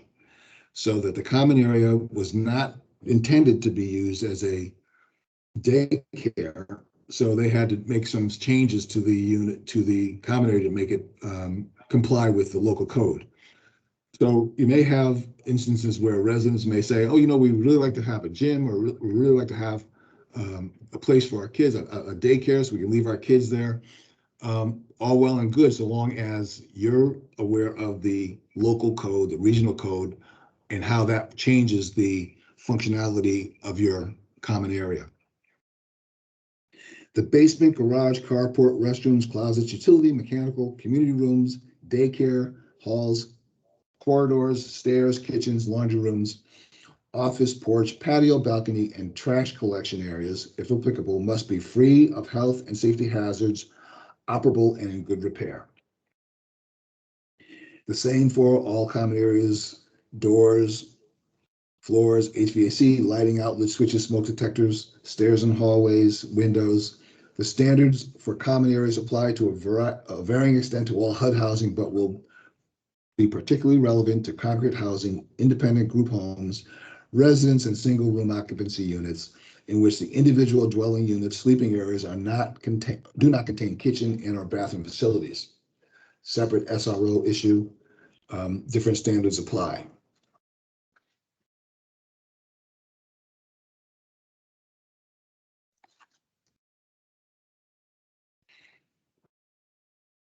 Health and safety concerns. All areas and components of the housing must be free of health and safety hazards. These areas include, but are not limited to, air quality, electrical hazards, elevators, emergency fire exits, flammable materials, garbage and debris, handrail hazards, infestation, and lead-based paint. For example, the buildings must have fire exits that are not blocked and have handrails that are undamaged and have no other observable deficiencies.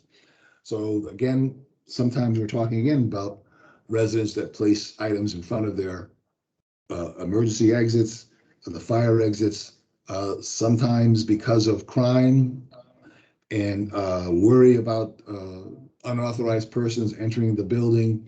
Some residents make it impossible for those doors to open. They put bars inside between door push arms so that they don't operate. On the other side of the coin, some of them leave them propped open. So they may not activate an emergency sound alarm that may have been deactivated by it remaining open. So sometimes the resident behavior around emergency exits and emergency systems needs to be observed and dealt with. The dwelling units and common areas must have proper ventilation and be free of mold, odor, propane, natural gas, or methane, or other observable deficiencies.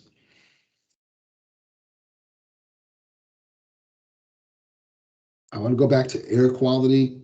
When we do unit changes, unit turns, and also we may have a unit that we're going to take offline.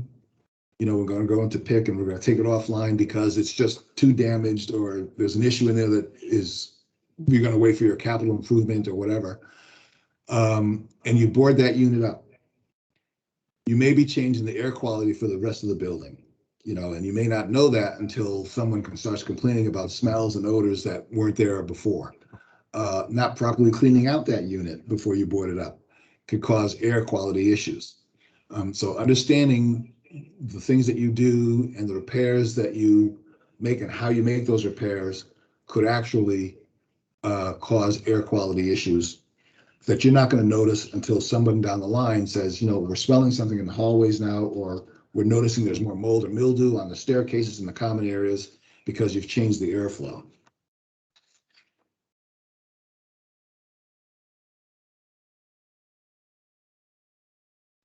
The housing must have no evidence of infestation by rats, mice, or other vermin, or of garbage and debris. The housing must have no evidence of electrical hazards, natural hazards, or fire hazards.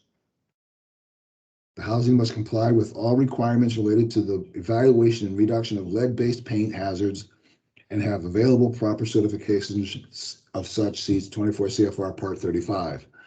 When we talk about the house must have no evidence of infestation by rats, mice, or other vermin, that also means, and this is interesting, birds. You could actually have an infestation of birds, and it is evidenced by the amount of bird poop that is on your porch. I mean, you can walk into a unit and the birds may be gone during the day, but you have a large amount of bird feces on your porch. That's an infestation. It's also unhealthy. So it's not just we think about rats, mice, and roaches and that kind of thing. It's other items. There are instances where in some areas, actually, small animals that are frequently going into a unit in the wintertime to get away from the cold, they end up building their own little nests and that kind of thing inside your unit, and you don't know that until the springtime, or you don't know that until the summertime.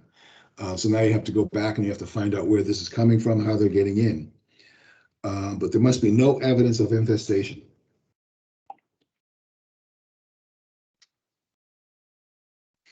And natural hazards. The housing must have no evidence of electrical hazards, natural hazards, or fire hazards. Natural hazards. Tree roots suddenly coming up to the surface and going across or raising your concrete walks.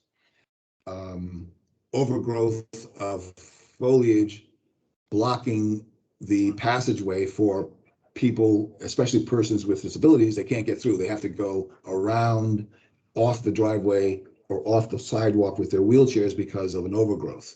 That's a natural hazard. Trees that are dead and they're hanging over your property. That's a natural hazard.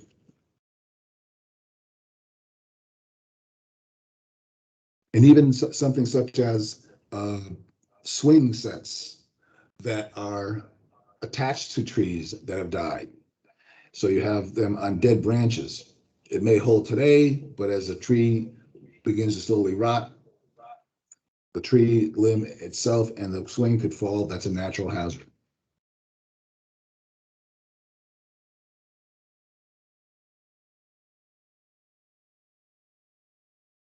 So compliance with state and local codes. The physical condition standards in this section do not supersede or preempt state and local codes for building and maintenance with which HUD must comply.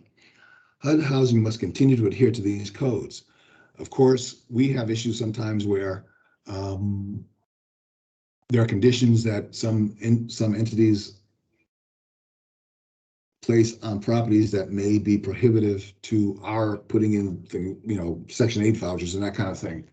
But here in public housing, we have to make sure that we comply with these codes when we put our properties up and when we maintain our properties. And this, of course, is your ED's segue into discussing how well the property is being run and how very gladly the housing authority adheres to these codes and you don't challenge them frequently. Okay, so the management operations indicator, or MAS.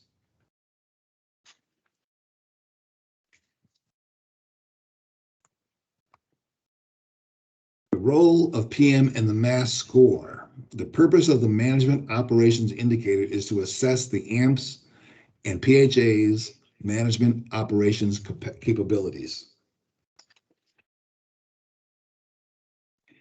PHAs measures the overall health of a PHA through physical, operational, financial, and capital fund management indicators. Maintenance plays a significant role in both the physical and the operational components. As mentioned above, the physical condition of a housing agency buildings and units are evaluated in PAS using the UPCS criteria, the physical condition.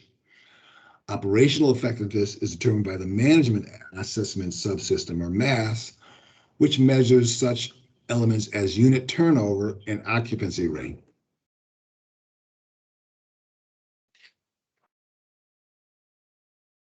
So you can see where we as maintenance professionals play a huge role in unit turnover and occupancy rate in the score we receive under CMAP on those items.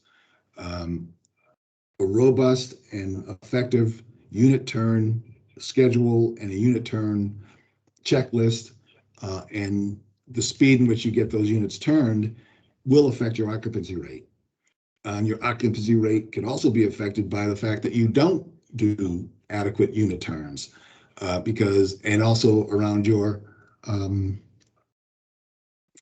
availability of units. If you have slow unit turn, you can't occupy the units. No one can occupy the units. You can't lease them up.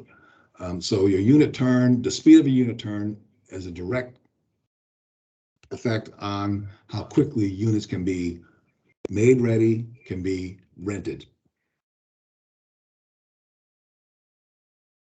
So the management system subsystem, the purpose of the management operations indicator is to assess the AMPS and the PHA's management operations capabilities. So how is it scored? Mass is determined by data reported to HUD by the PHA in the Financial Data Schedule, the FDS. A score is calculated for each AMP. Scores roll up to a composite PHA score. The FDS, or the Financial Data Schedule, is a required report that is sent by the PHA to HUD REAC both 60 days after the end of the fiscal year for unaudited financial data and 9 months after the end of the fiscal year for the audited data.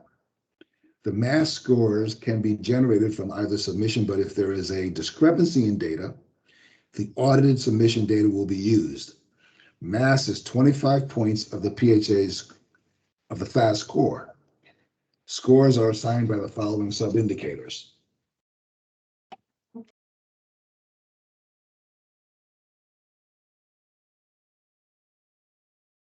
The mass indicators. Occupancy emphasizes the measures the AMP's performance in keeping available units occupied. The higher the occupancy rate, the higher the score. The maximum points assigned for this sub-indicator is 16 points. So occupancy. Resident account receivable measures the amount of resident accounts receivable against resident revenue, i.e. rents paid. The maximum points assigned for this sub-indicator is 5. So how well are you collecting the rents? Accounts payable measures tools vendor accounts payable, both current and past due accounts against total monthly operating expenses. The lower the ratio, the higher the score. The maximum points assigned for this sub-indicator is 4 points. So that means if you're not paying your bills on time, you have a lot of expenses that have not been paid for, you're going to lose points. Resident accounts, how well are you collecting the rents? And occupancy, how quickly you can get these units turned and how can you maintain a high level of occupancy.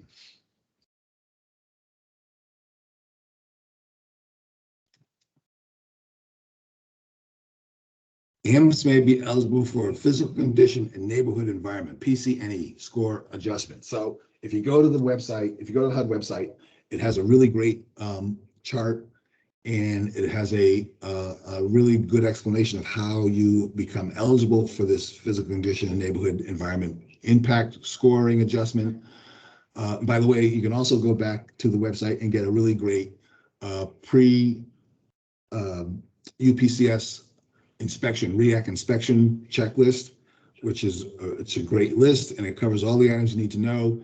And it's probably a good idea to kind of incorporate some of that stuff, some of that information into your overall maintenance program, but especially your PM program.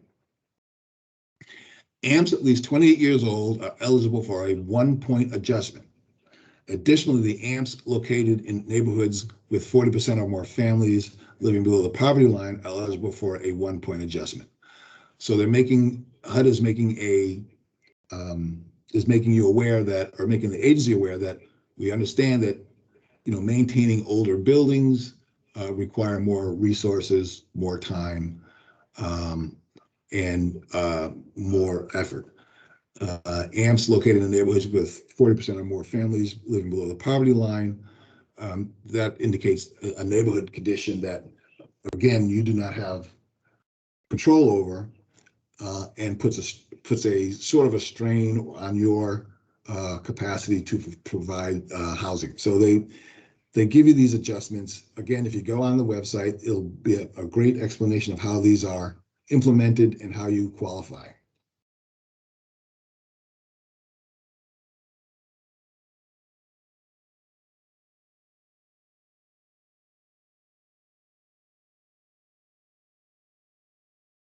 So mass scoring. How can a PHA improve mass? Just like PAS, you focus on the basics. Increase the number of occupied units, reduce vacancies. How do we do that? Quick turnarounds. Curb appeal. A robust wait list. Maintain an updated wait list. Turn vacancies quickly, collect the rents on time. Enforce rent collection policies as much as possible. Increase revenue and lower tenant accounts receivables, the TAR. You want to make sure you're collecting the rent you're supposed to collect. Reduce accounts payable by paying bills on time. Be knowledgeable about your physical conditions, review and understand your maintenance reports, know the amounts and status of your capital fund program, making sure you're part of it. Thoughtfully approve construction contracts. You want to make sure that they can be timely, especially these days with, COVID putting a strain on materials, a restraint on contractors. Many contractors have to come through and they charge 10, 15, 20, 30% more than they normally would charge for services.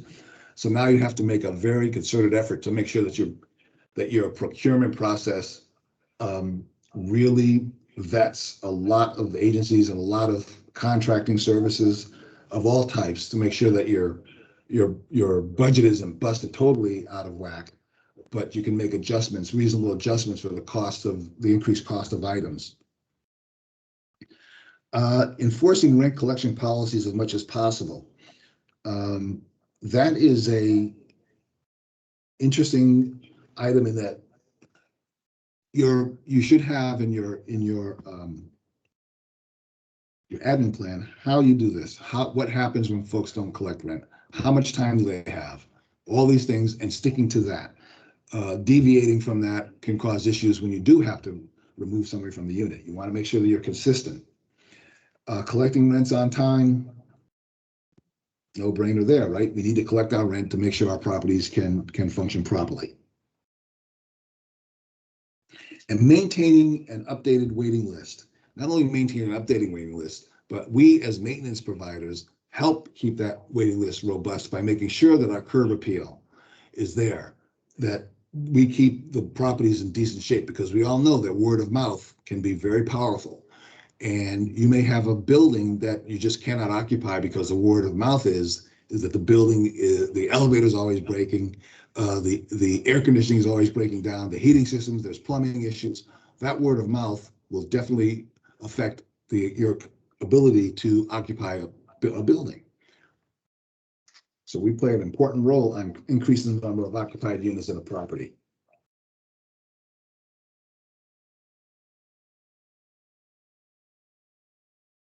So monitoring the vacant unit turnaround. Monitor residents move-out turnover rate, which indicates resident satisfaction, vacancy loss issues, waiting list sufficiency, marketing and outreach, and changes in local market. Monitor property turnover, turnaround time, which indicates the time it takes to reoccupy vacant units. Track move-out date to reoccupancy date, which of 3 periods. But before we go through those periods, I want to go back to your market. You may have to understand. You may understand that suddenly, you cannot keep your 1-bedroom units or let's say your elderly units occupied. So then you may want to think about how you market your units. You may have to increase marketing so that elderly folks are more aware of that property's existence.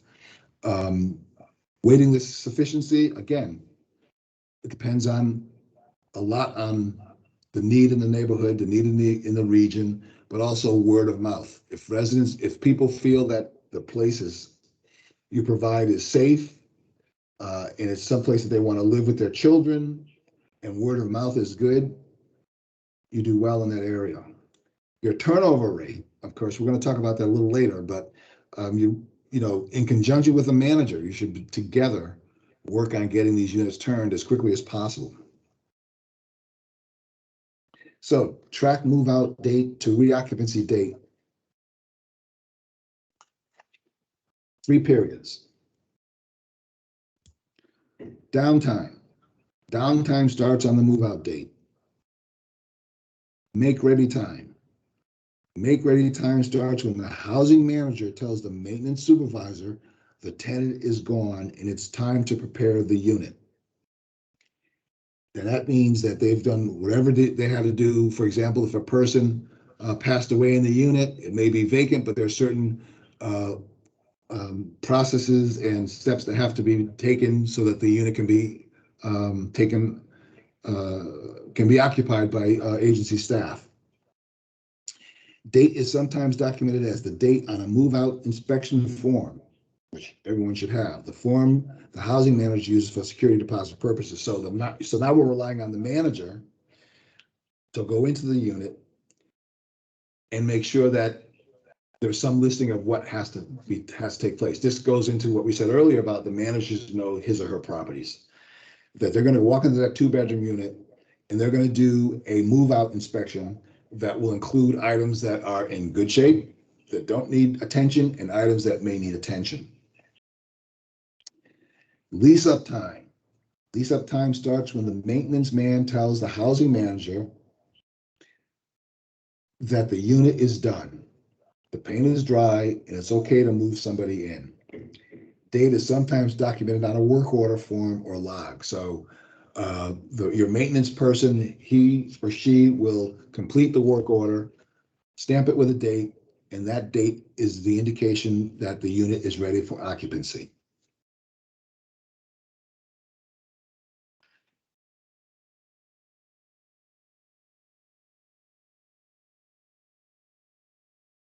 Mass is worth 25 of the 100 points in the overall FAS score.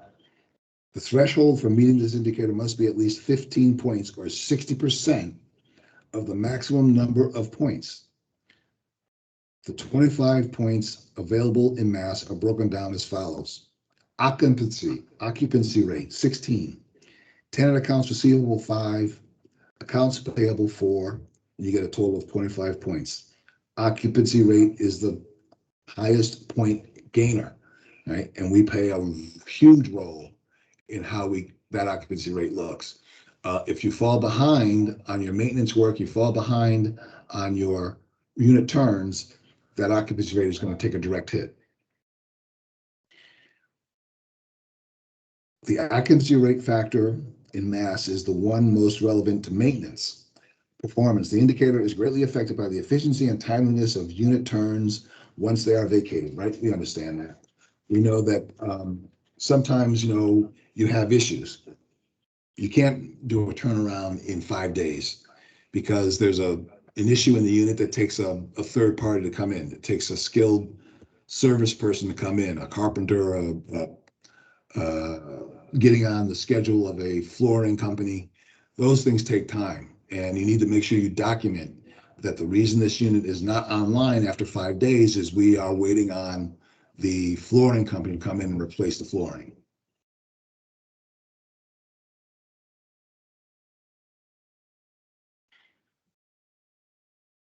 Okay, here's a chart on the scoring.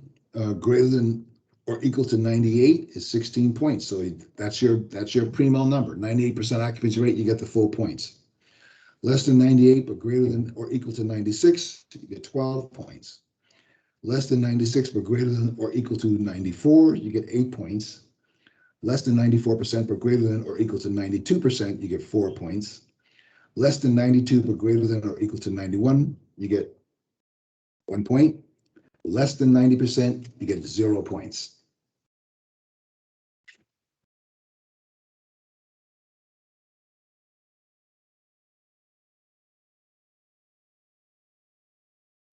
Because the occupancy rate is weighted so heavily in fast scoring, maintenance must have clear goals and flat time frames with respect to preparing units for leasing after they become vacant.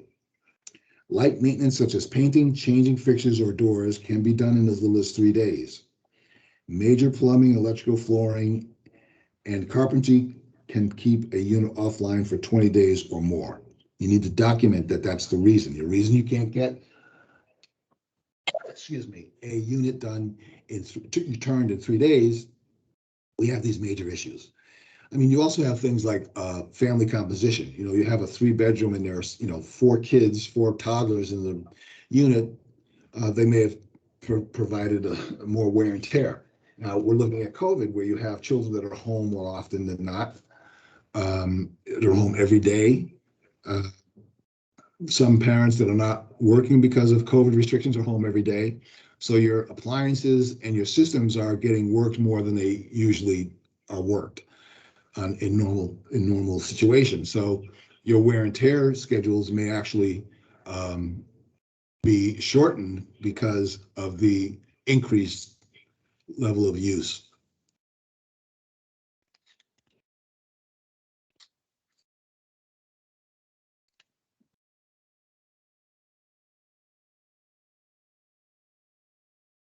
Unit turnover timeframes vary with the availability and capability of staff, unit size, and project population, and quality durability of interior materials such as doors, flooring, and plumbing fixtures. Scoring well in this indicator also requires regular communication with the leasing department so that the unit can be occupied as soon as it is ready. This is the first bullet is something that everyone discusses a lot. You know, the quality of the material, the durability of the material. You know, do you buy the cheapest flooring tiles that'll last you maybe 5 years, or you buy a better quality flooring tile that'll last you 10 years?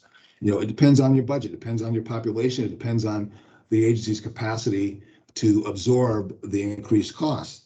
It also depends on the staff's capacity to maintain the more expensive materials, so that your schedule for maintaining is not such that even if you purchase a more durable product, it still fails because of the lack of preventive maintenance.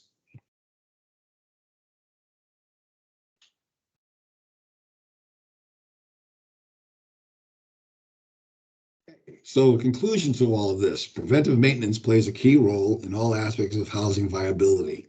I mean, you can see that we are responsible for, in a large part, how quickly and how often our units are occupied.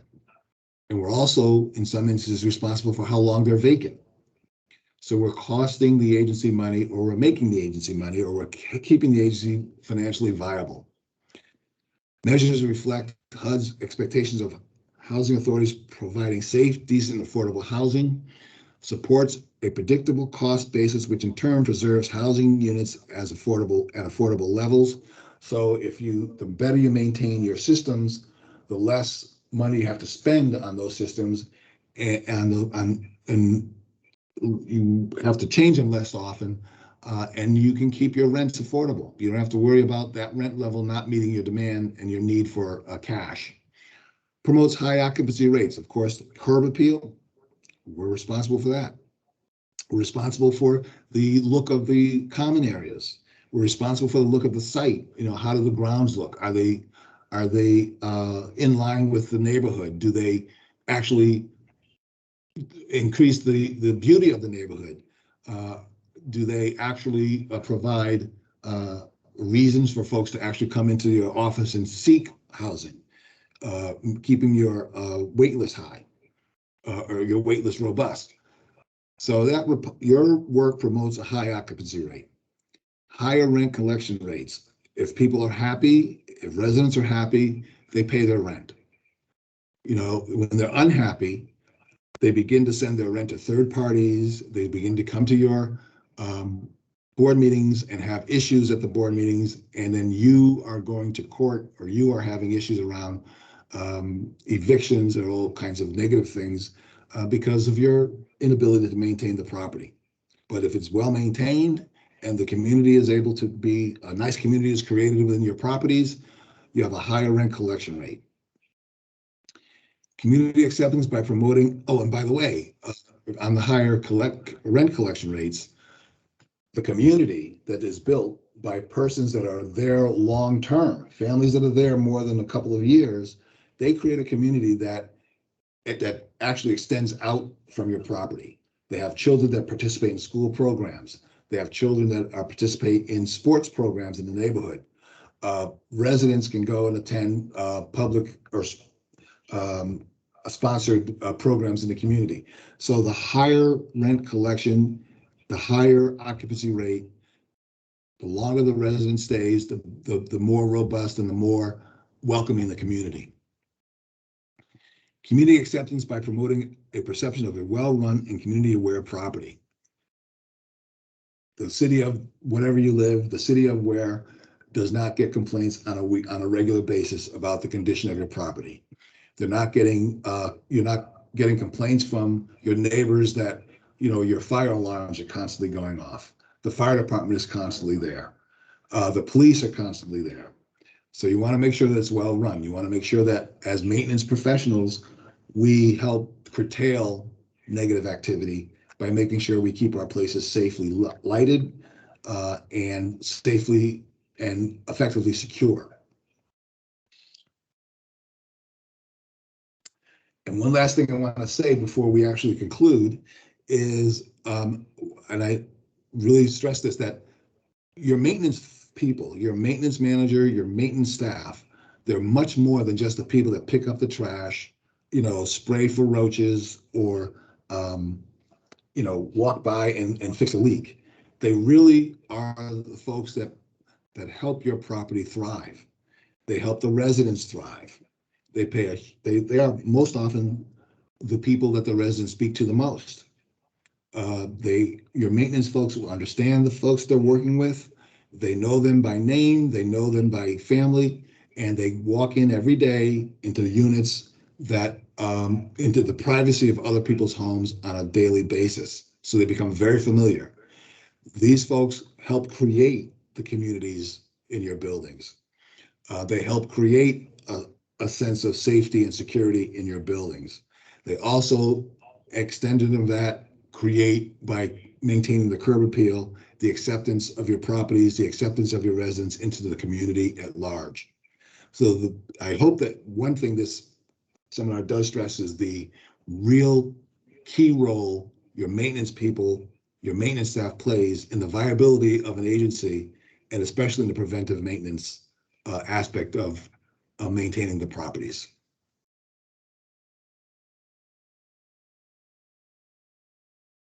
Any questions?